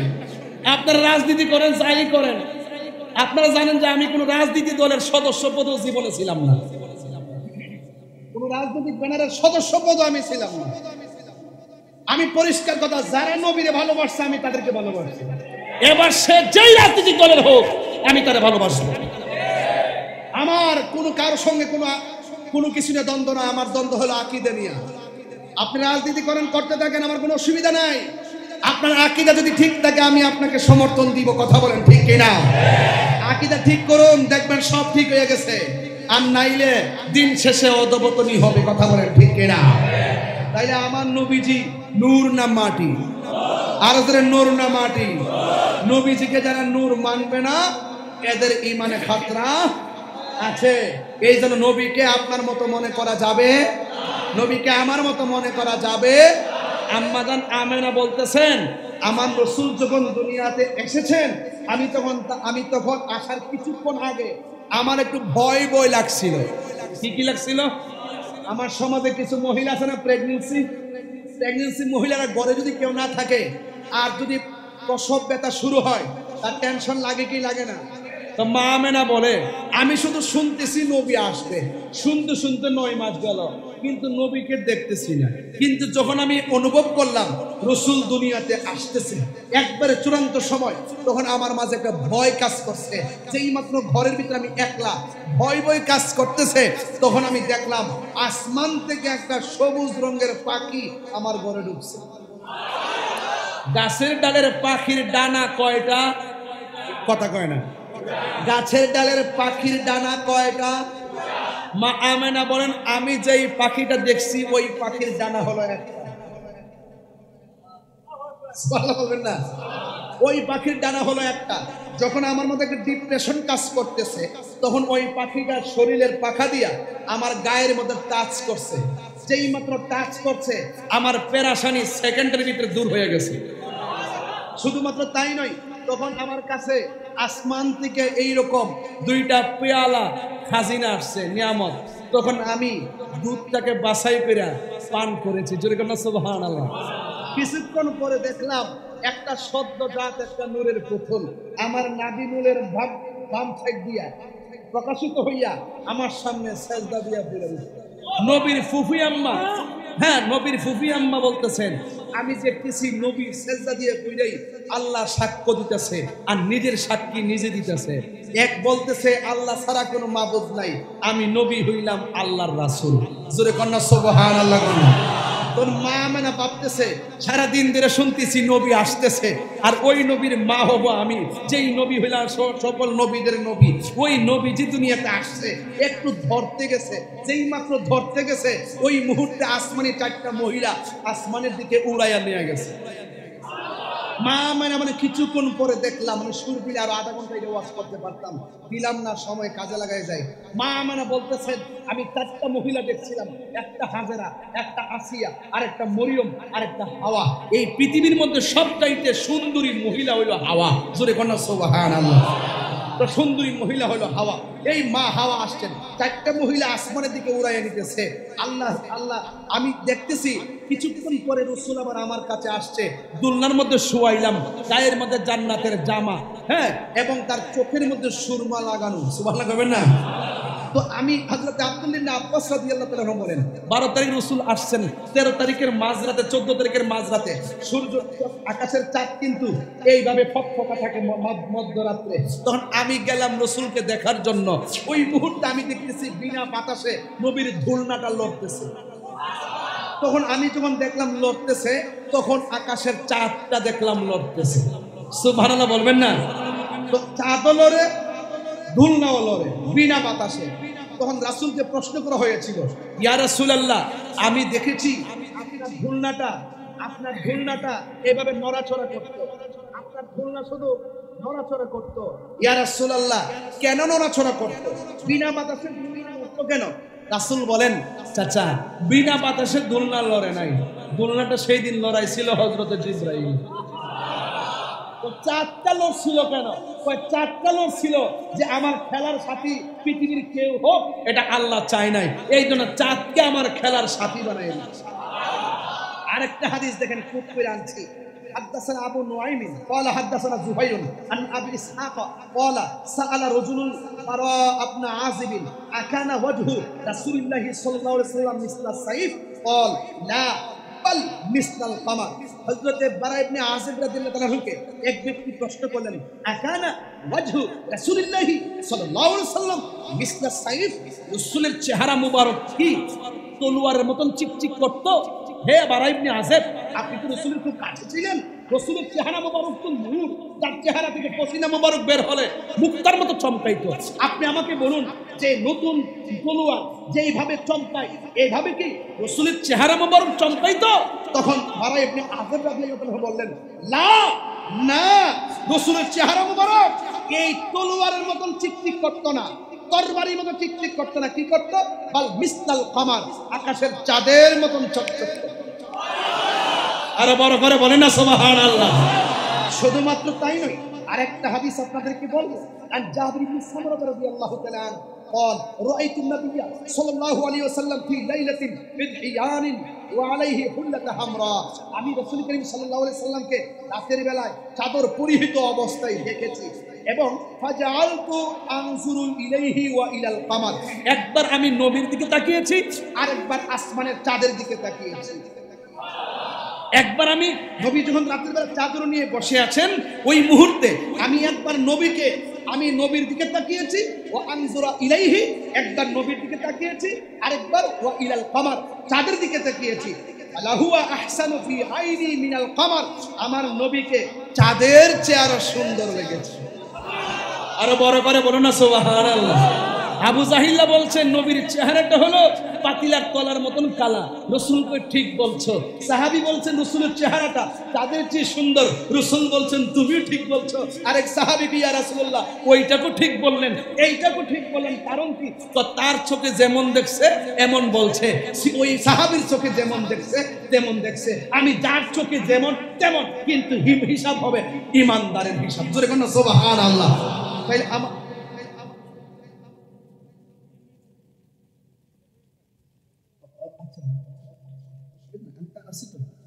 আসি কি কষ্ট হচ্ছে আপনাদের? খারাপ লাগতেছে নাকি? আমি কিন্তু একটু টু দা পয়েন্টে কথা বলতেছি এই যুবকদের জন্য। এদেরকে একটু ঈমান তাজা রাখতে হবে। এখন প্রতিটা দিন হবে ঈমান পরীক্ষার দিন। কথা বলো, ঠিক কিনা বলো? ডাক দিলে পাওয়া যাবে তো ইনশাআল্লাহ। বানের জলে বেশি আসা কচুরি পানা নয় সুন্নিরা জাগতে জানে, মরতে জানে। সুন্নিদের ইতিহাস কারবালার ইতিহাস, সুন্নিদের ইতিহাস বদরের ইতিহাস, সুন্নিদের ইতিহাস হুনাইনের ইতিহাস, সুন্নিদের ইতিহাস হযরত শহীদ ফারুকী রাহমাতুল্লাহ আলাইহির রক্তের ইতিহাস, খাজা বাকি বিল্লাহর ইতিহাস। হাত তুলে বলো ঠিক কিনা বলো? এর বাংলার ইতিহাস।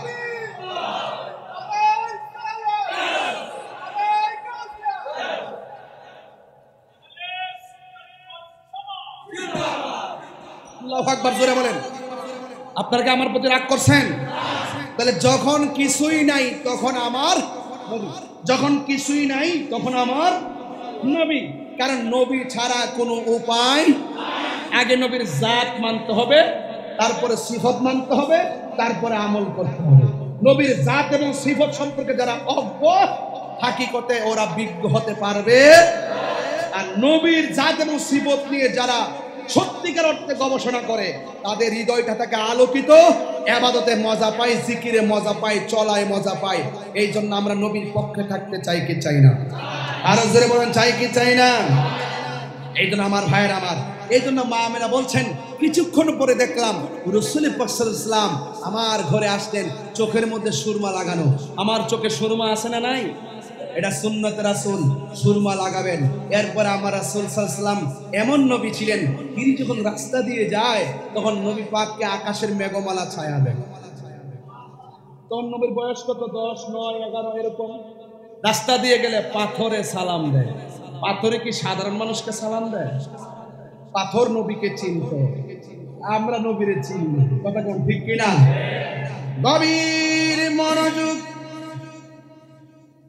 যখন আকাশের মেঘমালা নবীরে ছায়া দেয় গো, যখন গাছগুলা নবীর দিকে ঝুঁকে যায়, ওই মুহূর্তে কাফের সহ্য হয় না।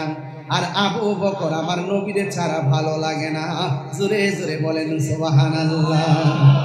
বন্ধুরা রে আমার, ও আমার কর্ণফুলীর বাবারা, ও চোরলক্ষার বন্ধু, ও সন্ন্যাটেকের বাবা, কি দিয়ে ওয়াজ বোঝামো রে বাবা?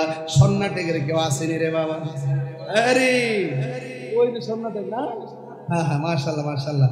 এই পোলাপান্ডের খুব মিস করি। মাহফিলটা হয়নি তোমাদের এখন? আলহামদুলিল্লাহ, ঠিক আছে। এটা কিয়ামত পর্যন্ত চালাই যেতে হবে। কথা কন ঠিক কিনা? ভুলে যেতে চাইলে ভোলা, হাত তুললে নবী খুশি হবে। একটু পতাকা বানাই দেন না। ভুলে যেতে চাইলে ভোলা যায় না আমার জান মদিনা।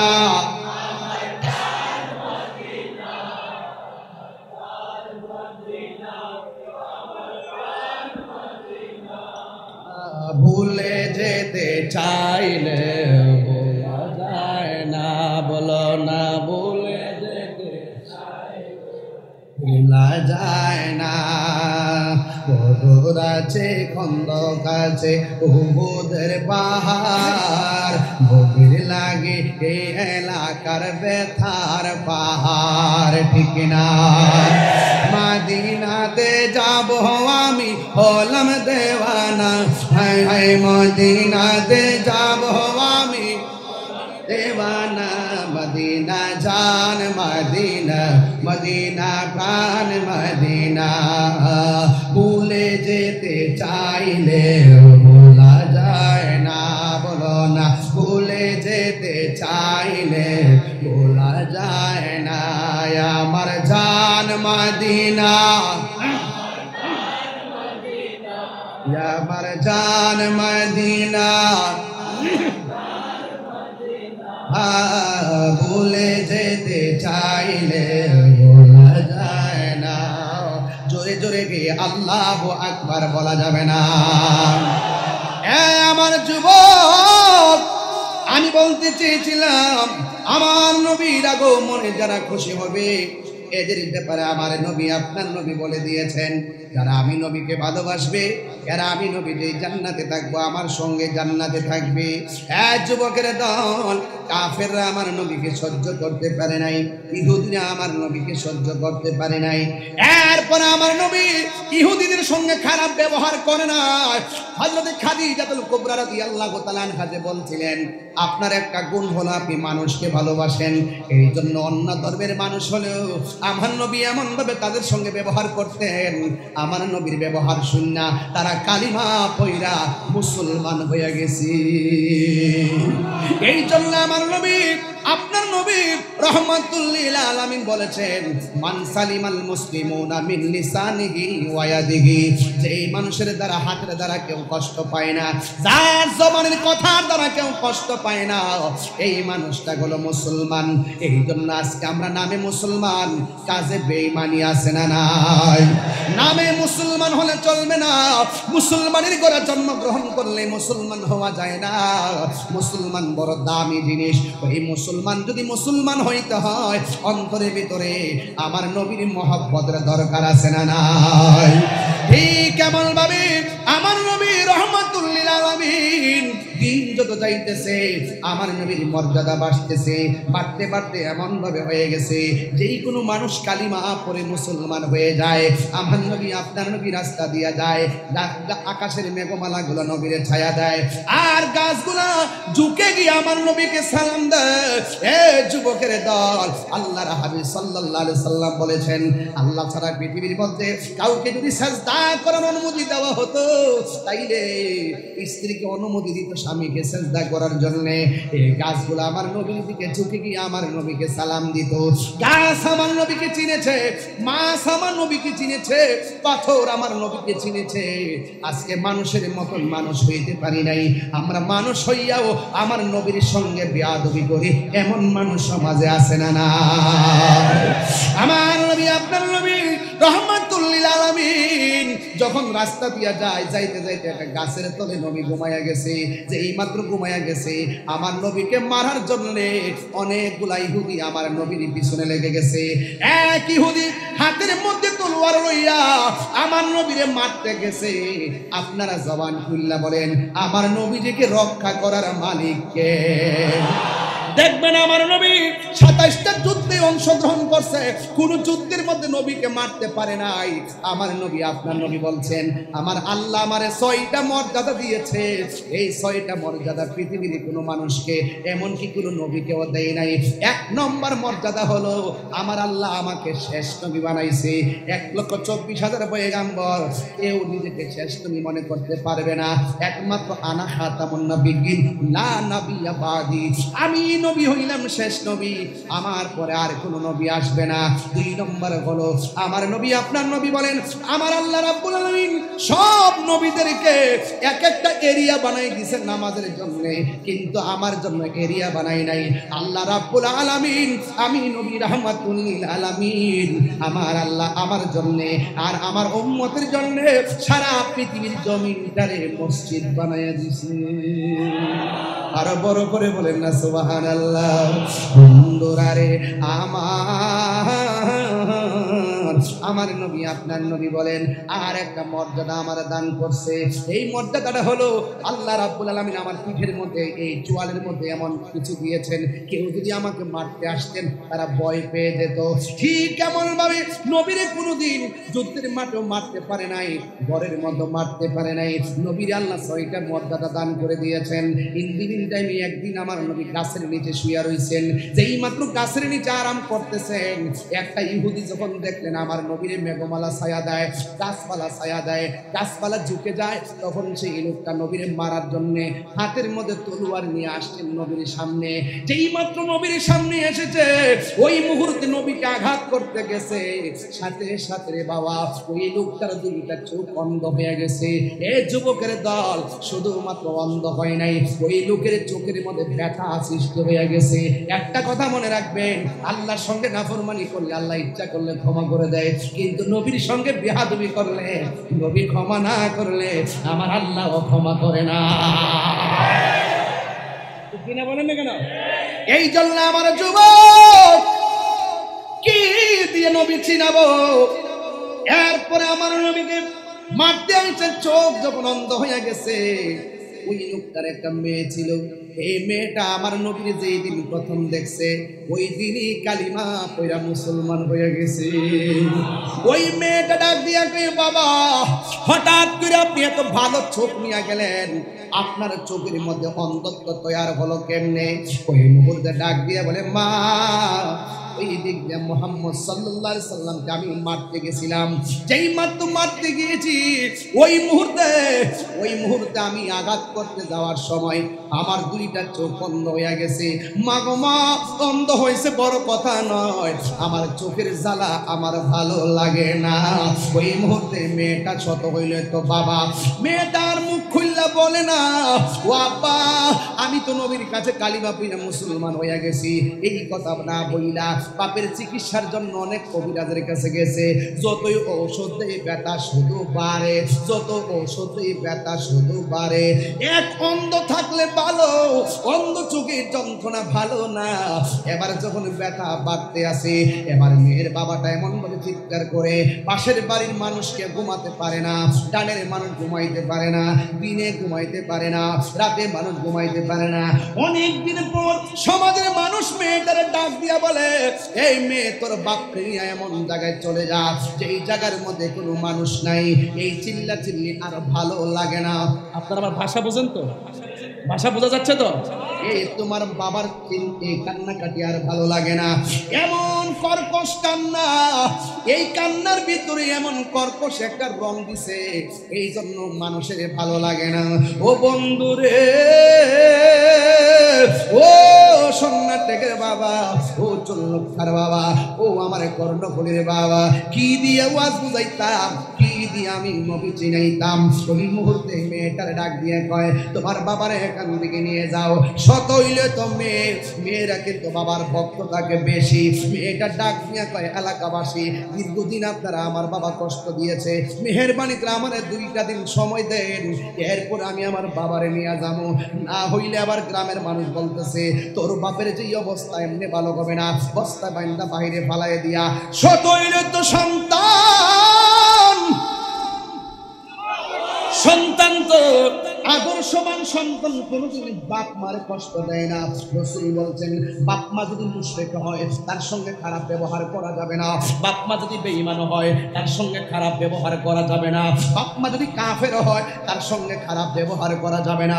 আজকে আমার সংসারের অনেক সন্তান মায়ের সঙ্গে খারাপ ব্যবহার করে, এমন সন্তান সংসারে আছে না? এ আমার কর্ণফুলীর আব্বা, ও চল্লিখার বাবা, যদি আপনারা আমাকে দাওয়াত কিনে মা বাপরে কষ্ট দেন, মনে রাখবেন আমার এই ওয়াজের দাম নাই। আপনারা আমার দাওয়াত কিনে আনতে পারবেন, খাওয়াইতে পারবেন, এই মহব্বতের কোনো দাম নাই। কারণ এই পৃথিবীতে মা বাপের মনে যারা কষ্ট দেয়, আমার আল্লাহ কষ্ট পায়। আমার যুবক ভাইরা, এই যে বন্যা গেছে, একবার ফেনীর দিকে তাকান, আর একবার নোয়াখালীর দিকে তাকান, ছাগলনাইয়ার দিকে তাকান, পরশুরামের দিকে তাকান, সোনাগাজীর দিকে তাকান, আর ওই যে অনেক আগুন ভুইয়ার দিকে তাকান, কুমিল্লার দিকে তাকান, লাকসাম, মনোহরগঞ্জ, শাহরাস্তি, আখাউড়া, হবিগঞ্জ। একটা বার যদি মনে চায় যাইয়া দেখবেন কি অবস্থা। মানুষ বন্যার মধ্যে মারা গেছে, লাশটার দুয়াইয়া কলা গাছের মধ্যে শোয়া শোয়া হাঁটতেছে, একটা মাটি নাই, কবরটারে লাগোবারের মধ্যে লাশটা দাফন করবো, এমন ভাবে অনেক লাশ কবরের ভিতরে ভাসতেছে। বন্ধু, বন্যার ভিতরে অনেক মা ফেনীর জমিনে গুরুস্থানের পানির মধ্যে ভাসতেছে। প্রায় 400-500 মানুষ বন্যায় মারা গেছে। আমি 8 দিন পর্যন্ত পানির মধ্যে ছিলাম। দুইটা শুধুমাত্র বাড়ি বাড়ি খাবার দেওয়ার জন্য চেষ্টা করতেছি। আগামীকাল থেকে আবার শুরু হবে 9ম ধাপ। একটা বার যদি যাইতেন, দেখতেন তারা কি কষ্টটা করে। ঘরের ভিতরে কোমর পানি, গলা পানি, একবারে অবস্থা ভয়াবহ রে বাবা। ও আল্লাহ, আল্লাহ গো, আমাদেরকে তুমি আসমানি গজব, জমিনে গজব দিয়া মায়েরও না। এই জন্য যুবক পায়ের মধ্যে হাত দিয়া পয়লা দিয়া যায়, ওই মা বাপের মনে কষ্ট দিয়েন না। মা বাপের মনে কষ্ট দিয়া মক্কা মদিনা গেলেও কোনো লাভ হবে না। ঠিক কি বলো না কেন? আমার দাওয়াত করে লাভ হবে কি? আমি সব মাহফিলে 5 মিনিট মা বাপের কথা বলি। ইদানিং দেখছি সন্তানগুলো মোবাইল করতে করতে মার মহব্বত কমে গেছে, মোবাইল করতে করতে ভাই বোনের মহব্বত কমে গেছে, মোবাইল করতে করতে পরিবারের মহব্বত কমে গেছে। একই খাটের মধ্যে স্বামী স্ত্রী থাকে, ডান কাতে বউ মোবাইল টিপতেছে, বাম কাতে স্বামী মোবাইল টিপতেছে, মহব্বত সব মোবাইলের কারণে গজব হয়ে গেছে। বউ শাশুড়িকে সম্মান করে না। ও যুবক, পায়ের মধ্যে হাত দিয়ে বইলা যায়, আমার ওয়াজ যদি আজকে 2 মিনিটের জন্য ভালো লাগে থাকে, পায়ের মধ্যে হাত দিয়ে বইলা দিয়ে যায়। আজকে রাত্রে মা যদি কবর থাকে, কালকে যাইয়া মা বাবার কবরের পারে দাঁড়ায় দাঁড়ায় জিয়ারত করবা। আর মা বাবা যদি বেঁচে থাকে রে আপু, যাইয়া পায়ের মধ্যে দইরা মাপ চাইয়া বলবা, আম্মা তাহিরি হুজুর বলছে তোমার কষ্ট দিলে নাকি আল্লাহ কষ্ট পায়, আর কোনোদিন কষ্ট দিব না। বাপটার কবরে ওই বাপটার তো মনে মনে একটা বৃক্ষ ছিল, যে এই বাপটা চলে যাওয়ার পরে তোমার কোনো জায়গায় ঠাঁই হয় না, একটা সিদ্ধান্ত নিতে পারো না, একটা চাকরির কথা কাউরে বলতে পারো না, একটা জায়গা কিনতে গেলে 24 বার ধরা খাও। আর বাপটা যখন জিন্দা ছিল হাজার চিন্তা করে বাপ একটা সিদ্ধান্ত দিত, এই সিদ্ধান্তটা 1 সেকেন্ডও ভুল হইতো না। এই বাপটা যার সংসারের ভিতরে নাই, এই সংসারটা ছাড়া বাড়ির মতো হয়ে গেছে। মায়ের মমতার চাদর যে এই ঘরের মধ্যে নাই, এই ঘরটা অশান্তিতে সাইলাভ হয়ে গেছে। এই জন্য যতদিন তোমার আব্বা আছে মনে করবা মক্কা আছে, যতদিন তোমার আম্মা আছে মনে করবা মদিনা আছে। এই মা বাপরে কোনোদিন চোখের পানি ফালায়া কান্দাবে না। যুবক, আমি তাহিরি সব মাহফিলে 5-10 মিনিট মার কথা বলি কেন? এমন কোনো সংসার নাই মা বাবা শান্তিতে নাই। আপনি যতই কথা বলেন, পুরা বাপটা মুখটা খুলনা দুঃখের কথা বলতে পারে না। আজকে যদি বাপটারে 250 টাকা দিয়ে লুঙ্গিটা কিনা দিতেন, দোকানে যাইয়া মার ফালাইয়া মার না ফালাইয়া লুঙ্গিটা কইরা কইরা মানুষে কইতো আমার জাদু মনে কিনা দিছে। কথা বলে না বাজান, ঠিক কিনা? ওই মা বাপরে কষ্ট দিয়া যদি পীরের কাছে মুরিদ হন, আল্লাহ পাইবেন? গরু লইয়া গেলে পাইবেন? যেই পীরে বলবে মা বাপের খেদমত লাগতো না, আমার কাছে আইলি চলবো, এটা ফির না, এটা পেশাব পেশাব। কথা কন না কেন? এরা কি? যেই পেশাব বলবে মা বাপের খেদমত লাগতো না, এটা পেশাব না, এটা পেশাব।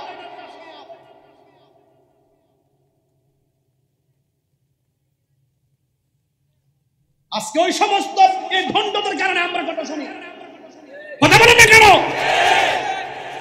কিছু কিছু আছে না জায়গায় অসামাজিক কাজ হয়, শরীয়ত বহির্ভূত কাজ হয়। যে সমস্ত দরবারে এরকম শরীয়ত বহির্ভূত কাজ হবে, এদের সঙ্গে আহলে সুন্নাত ওয়াল জামাতের ন্যূনতম সম্পর্ক নাই। কথা বলেন, ঠিক কি না বলেন? পরিষ্কার কথা। আমরা বারবার বলছি, সতর্ক হয়ে যান, সাবধান হয়ে যান। এই 2-1টা বিচ্ছিন্ন জায়গার কারণে আজকে আমাদেরকে আঙ্গুল তুলে কথা বলে, এটা আমরা বরদাস্ত করবো না। প্রয়োজনে আমরাও বিরুদ্ধে রুখে দাঁড়াবো। ওইলে সংশোধন হন, নাহলে আমাদের দিকে দূরে সরে যান। সুন্নতের নাম দিতে পারবেন না। একটা ট্রেডিশন বাইরে গেছে, পীরের পুত পীর। কথা বল না কেন? একটা ট্রেডিশন বাইরে গেছে, পীরের ছেলে হইলেই পীর। অসম্ভব। তার মধ্যে যোগ্যতা না থাকলে, কুরআন সুন্নাহর ইলম না থাকলে, পীরের পুত হইলেও সে পীর হতে পারবে না। নামাজ নাই, কালাম নাই, রিয়াজত নাই, সোহবত নাই, কোনো কিছু নাই, সব ছাড়া। একবার সুন্দর করে মল্লে মাজা, এগুলা বন্ধ করেন। অত সোজা না ওলি আল্লাহ হওয়া। ওলি আল্লাহ হওয়া এত সব জিনিস না যে হুট করে মল্লে যায় মাজার বানাই নেবেন। এই সমস্ত কারণে আজকে আমরা কথা শুনি। কথা বলেন, ঠিক কিনা?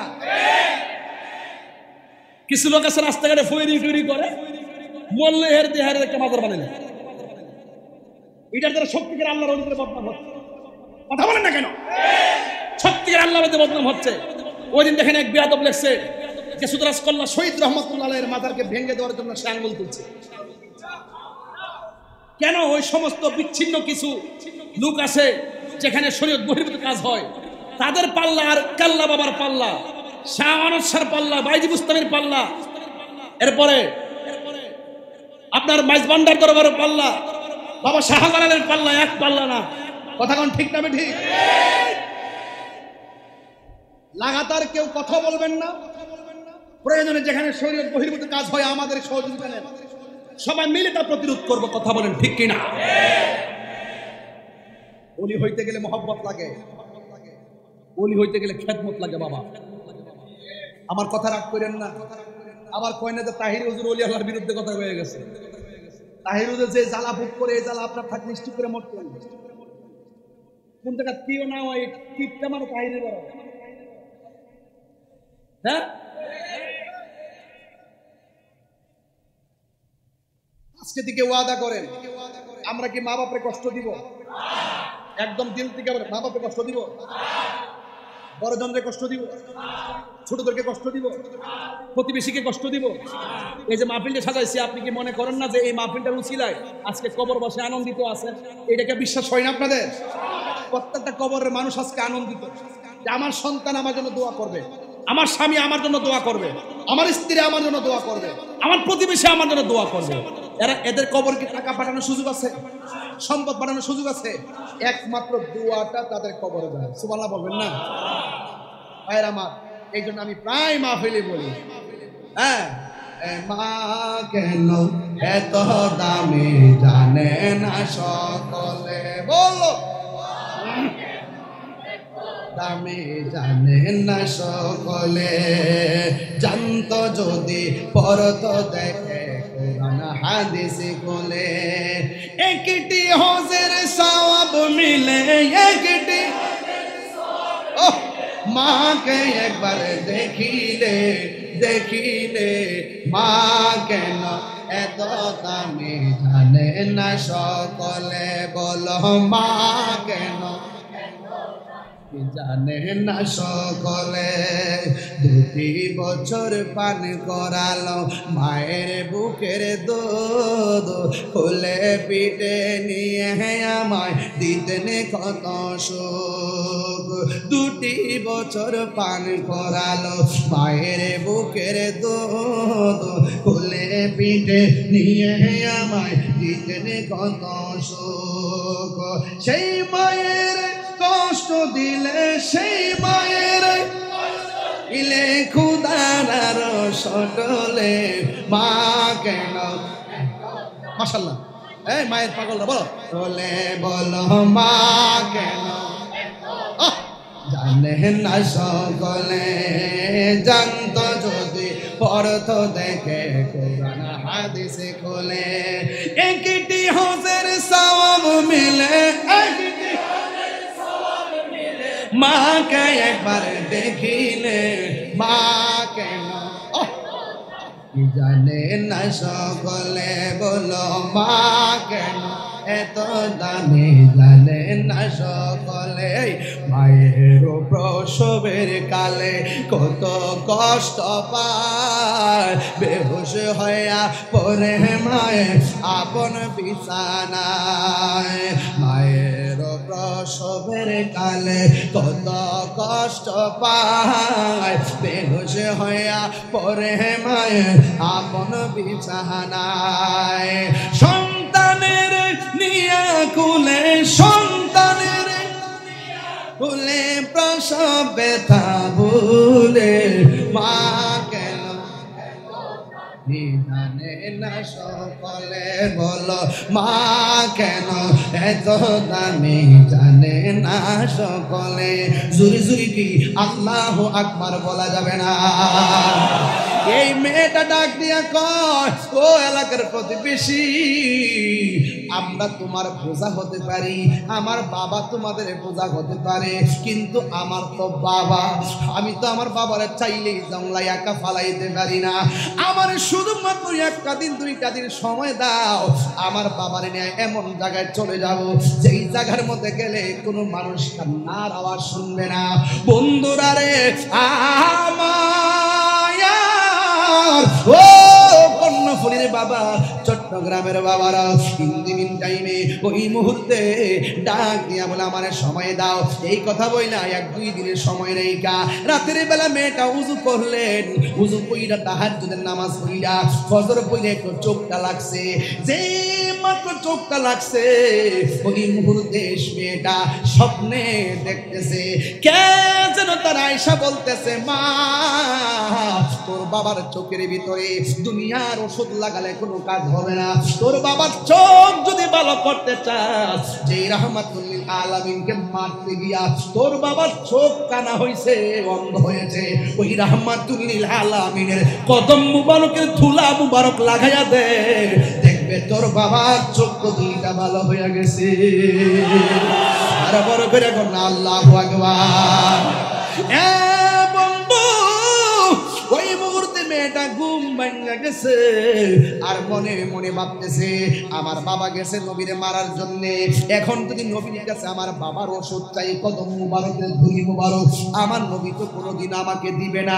নবী যদি শুনে তোমার বাবা আমার মারতে আসছে, আমি কি তোমার বাবার ওষুধ দিব নাকি? আমি দুলা মুবারক দিব না? আবার মেয়েটা মনে মনে কয়, কে বলছে দিব না? নিশ্চয়ই নবী আমি গেলে দিবেন, কারণ আমার নবী তো গজব নয়, আমার নবী তো রাহমাতাল লিল আলামিন। আল্লাহু আকবার। ওয়া মা আরসালনাকা ওয়াসটা বুঝতেছেন তো কোথা থেকে কোথা আছে? ওয়া মা আরসালনাকা ইল্লা রাহমাতাল লিল আলামিন। আমার নবী তো রহমত, আমার নবী কেন দিবে না? আমার নবী তো ভালোবাসেন, আমার নবী তো বেদিনের সঙ্গেও ভালোবাসার সুরে কথা বলেন। আমি অবশ্যই যাব। যেই মাত্র নবীর কাছে আল্লাহু আকবার শুরু হবে, যেই মাত্র নবীর কাছে যাইয়া দাঁড়াইছে গো,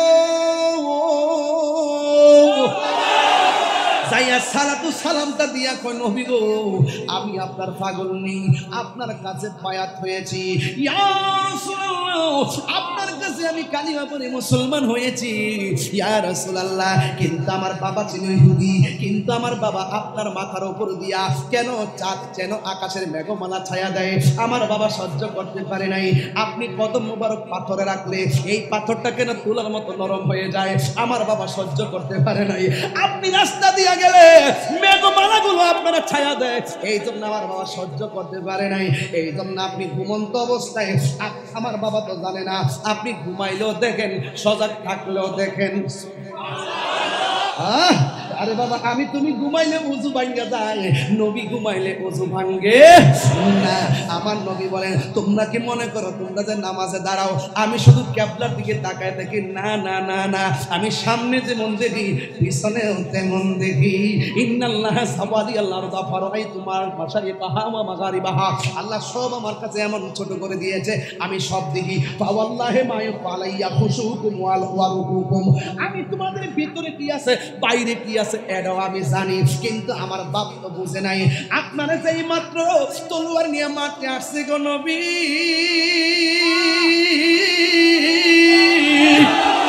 আমার আল্লাহ বরদাস্ত করে না, আমার আল্লাহ আমার বাবার দুইটা চোখের অন্ধ বানায়া দিছে। ইন টাইমে এমন কোন কবিরাজ নাই যেই কবিরাজের ঔষধ আমার বাবার চোখের মধ্যে লাগাই নাই। যতই চোখে লাগাই অন্ধত্ব আরো বাড়ে, যতই চোখে লাগাই ব্যথা দ্বিগুণ বাড়ে।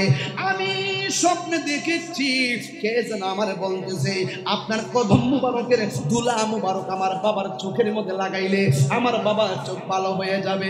দিবেননি গো নবী, দিবেননি, দিবেননি।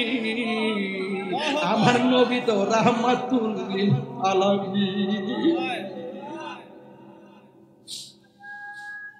আমার নবী পাথর মুবারক দিয়ে এত পাথর মারছে, এত পাথর নবীরে মারছে। জিবরাইল কইছে, নবী গো তায়েফের জমিনের পাথরে আপনার রক্ত লেগে আছে, একটাবার অনুমতি দেন উপরের পাথরটা দিয়া সব বেঈমানরে মাইরা ফেলায়। আমার নবী কয়, জিবরাইল তুমি যদি মারো আমি কার কাছে দিনের দাওয়াত দিব? আমি আমার আম্মারে লইয়া যখন তায়েফের মধ্যে গেছি, আব্বারে যায়া দেখি নবী যে পাথরের মধ্যে হেলান দিয়া বসছিলেন। এক পাকিস্তানি আমার জিজ্ঞাসা, চিনুনি এটা কি? আমি জিজ্ঞাসলাম কি পাকিস্তানকে আশিকের রাসূল, তো এরা সব জানে বেটা, এরা সব আশিকের রাসূল, দেখুন না জাবালে নূর নিজের কাইটটা ভাত্তর কাইটটা রাস্তা বানাইছে পাকিস্তানিরা। এই রক্তটা কিসের রক্ত চিনিলি? আমি জিজ্ঞাসা করলাম কি, তখন সে আমার বলতেছে, যখন তায়েফের জমিনের তাগড়া তাগড়া যুবকের দল আমার নবীর পাথর মারছে, আমার নবী ডাক দিয়ে কই, যুবকরা রে, আমি যুবক বড় ভালোবাসি, কিন্তু আমার যে তোমরা মারতেছো মক্কার কাউরে কইও না, আমি সবাই মক্কার সব জানে আমি এখানে খুব ভালো আছি, অনেক জ্বালা পোহায় আমি এই তায়েফে আইছি শান্তি লেগিয়া, তোমরা আমার এমন করে মাইরো না। এরপরে তায়েফের পাথর দিয়া নবীর এমন ভাবে রক্ত লাল লাল মুবারক বানাইছে। আমার নবী একটা পাথরের মধ্যে হেলাম দিয়ে বসছে। ও বন্ধু, ওই মুহূর্তে জিবরাইল আলাইহিস সালাম নবীর সামনে এসে দাঁড়াইছে। যে এই পাথরটার মধ্যে দাঁড়াইছে, এই পাথরটা আমি দেখাইছি। জিবরাইল যেখানে উযু করছে, এই জায়গাটা আমি দেখাইছি। নবী যে পাথরের মধ্যে রক্ত মাখা শরীর মুবারক নিয়ে পড়ছে, ওই পাথরটা দেখে আসছি। অনেক মানুষে পাথরটারে ছবি তুলতেছে, কিন্তু আমি তো বাংলার পাগল, আমি তো পাগল হই। দেখছেন না, সবার চলার আমার চলা আলাদা। আমি দেখলাম মোবাইল দেওয়ার পেট ভরে না, পাকিস্তানের খাওয়ার নিচ দিয়া ঢুকলাম, ঢুকতে যাইয়া পাথরটার মধ্যে যাইয়া নিজের জিহ্বা দিয়া চাটতে শুরু করলাম। আমি দেখলাম ওই পাথরের ভিতরে নবী রক্ত মুবারক এখনো লেগে আছে। আর জোরে জোরে কোন আল্লাহু আকবার। এ বন্ধু, ওই পাথরের পাশে সুন্দর একটা মসজিদ আছে। এই মসজিদটা শিয়ারা পুরাইয়া ফেলছে, এখনো কাঠের গাছগুলো পুরা আছে। এই মসজিদের ভিতরে ঢুকার পরে দেখলাম একটা কোনা দিয়া ভিজা, সব দিক দিয়া শুকনা, একটা জায়গায় ভিজা। একজনে জিগাইলাম এটা ভিজা কি লেগা? এক পাকিস্তানি উত্তর দেয়, ওই একারে রসুল পাথরের আঘাত মুবারক খাইয়া নিজের চক্ষু মুবারকের পানি ফালাইয়া এখানে উম্মতের জন্য কাঁদছিল। ওই যে 13,000 বছর আগে কাঁদছে, পানি মুবারক যে জ্বরছে, এখনো এই জায়গাটা ভিজা রে বাবা। সব মোবাইল দিয়ে ছবি তুলে, আর আমি বাবার ফাঁক দিয়া যায় ধুলাবাড়ির মধ্যে এমনে ধইরা ওই নবীর চক্ষু মুবারকের পানি মুবারক হাতের মধ্যে লইয়া ভিজা জায়গাটা এমন ভাবে চেহারার মধ্যে মালিশ কইরা, গলার মধ্যে মালিশ করে কইতাছি, নবী গো, আমি বাংলার জমিনে আপনার প্রেমের একটা ক্যানভাসার। এরপরে আমার মন ভরে না, বালুর মুবারকের মধ্যে আমার জিহ্বাটা লাগায় চাটতে শুরু করলাম, মুখের মধ্যে বালু ঢুকাইতে শুরু করলাম, ভিজা জায়গার পানি খাইতে শুরু করলাম। আল্লাহর কসম করে বলি, আমার চোখের মধ্যে অনেক গ্রান লাগছে, কিন্তু নবীর ওই চোখ মুবারকের পানি মুবারকের মতো এত ঘেরান আমার কাছে খুব।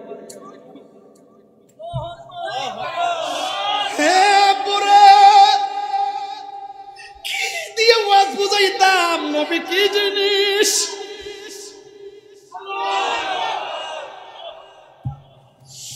আমার নাকের ভিতরে এমন একটা গ্রান লাগছে,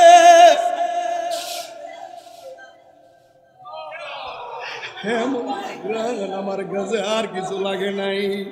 আমি কি দিয়ে নবী চিনাইতাম রে বাবা? সোনার মদিনা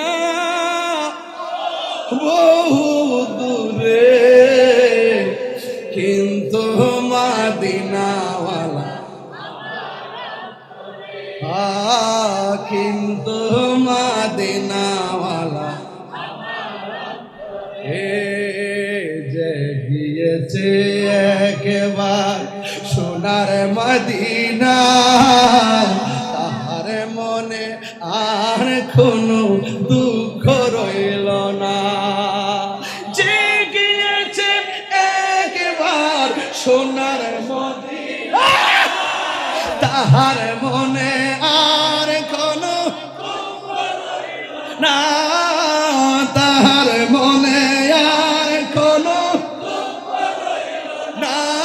আমার অন্তর জুড়ে মদিনায় আছে রে, অন্তর জুড়ে ওই মদিনা কেমনে যাব মন মানে না রে। রাসূল তুমি শুনো গো আমার ফরিয়াদ, চুমুকেতে বাড়িয়ে দাও নূরানি হাত, চুমুকেতে বাড়িয়ে দাও নূরানি হাত। রাসূল তুমি শুনো গো আমার ফরিয়াদ, চুমুকেতে বাড়িয়ে দাও নূরানি হাত, চুমুকেতে বাড়িয়ে দাও নূরানি হাত। আমার মন কান্দে রে, প্রাণ কান্দে রে, মন কান্দে কান্দে রে। ওই মদিনা কেমনে যাব মন মানে না রে। মদিনা আমার জান, মদিনা আমার জান, মদিনাতে আছে আমার জানের জান, মদিনাতে আছে আমার জানের জান। ও গো মদিনা আমায় ডাকো না, ও গো না, তোমার লাগি হৃদয় আমার মন করে আনছান, তোমার লাগি জীবন আমার মন করে আনছান। মদিনা মদিনা আমার প্রাণ, মদিনাতে আছে আমার জানের জান, মদিনাতে আছে আমার। এসব বলিব কিন্তু তোমায় বলতে পারি না, বলো সব বলিব কিন্তু তোমায় বলতে পারি না। বলিনি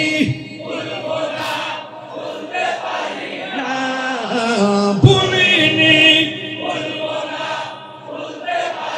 না, সব বলিব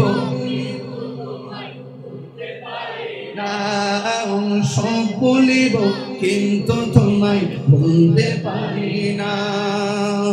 ইসবে নামে ছিলে তুমি অলক নির্দেশ, বড়ই মারাত্মক যে ছিল তোমার পরিবেশ।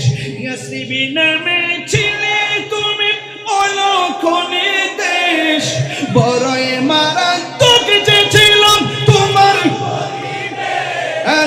নবীর ছোঁয়াই হলে তুমি সোনার মদিনা, নবীর ছোঁয়াই না, সব বলিব কিন্তু তোমায় বলতে পারি না, সব বলিব কিন্তু তোমায় বলতে পারি না। চিৎকার মেরে কি আল্লাহু আকবার বলা যাবে না? যুবকের দল কি আজ বোঝা করে বাবা, এই জন্য আমি আপনাদেরকে বলবো, অনুরোধ করে বলে দিয়ে যাই, নবীর সঙ্গে বেয়াদবি করা যাবে না, নবীর সঙ্গে বেয়াদবি করা যাবে না, নবীর সঙ্গে বেয়াদবি করা যাবে না। এই জন্য যতদিন পর্যন্ত দুনিয়াতে থাকবো আমরা নবীর মহব্বত আমরা চাই কি চাই না? আর জুড়ে জুড়ে কোন চাই কি চাই না? ইয়া নবী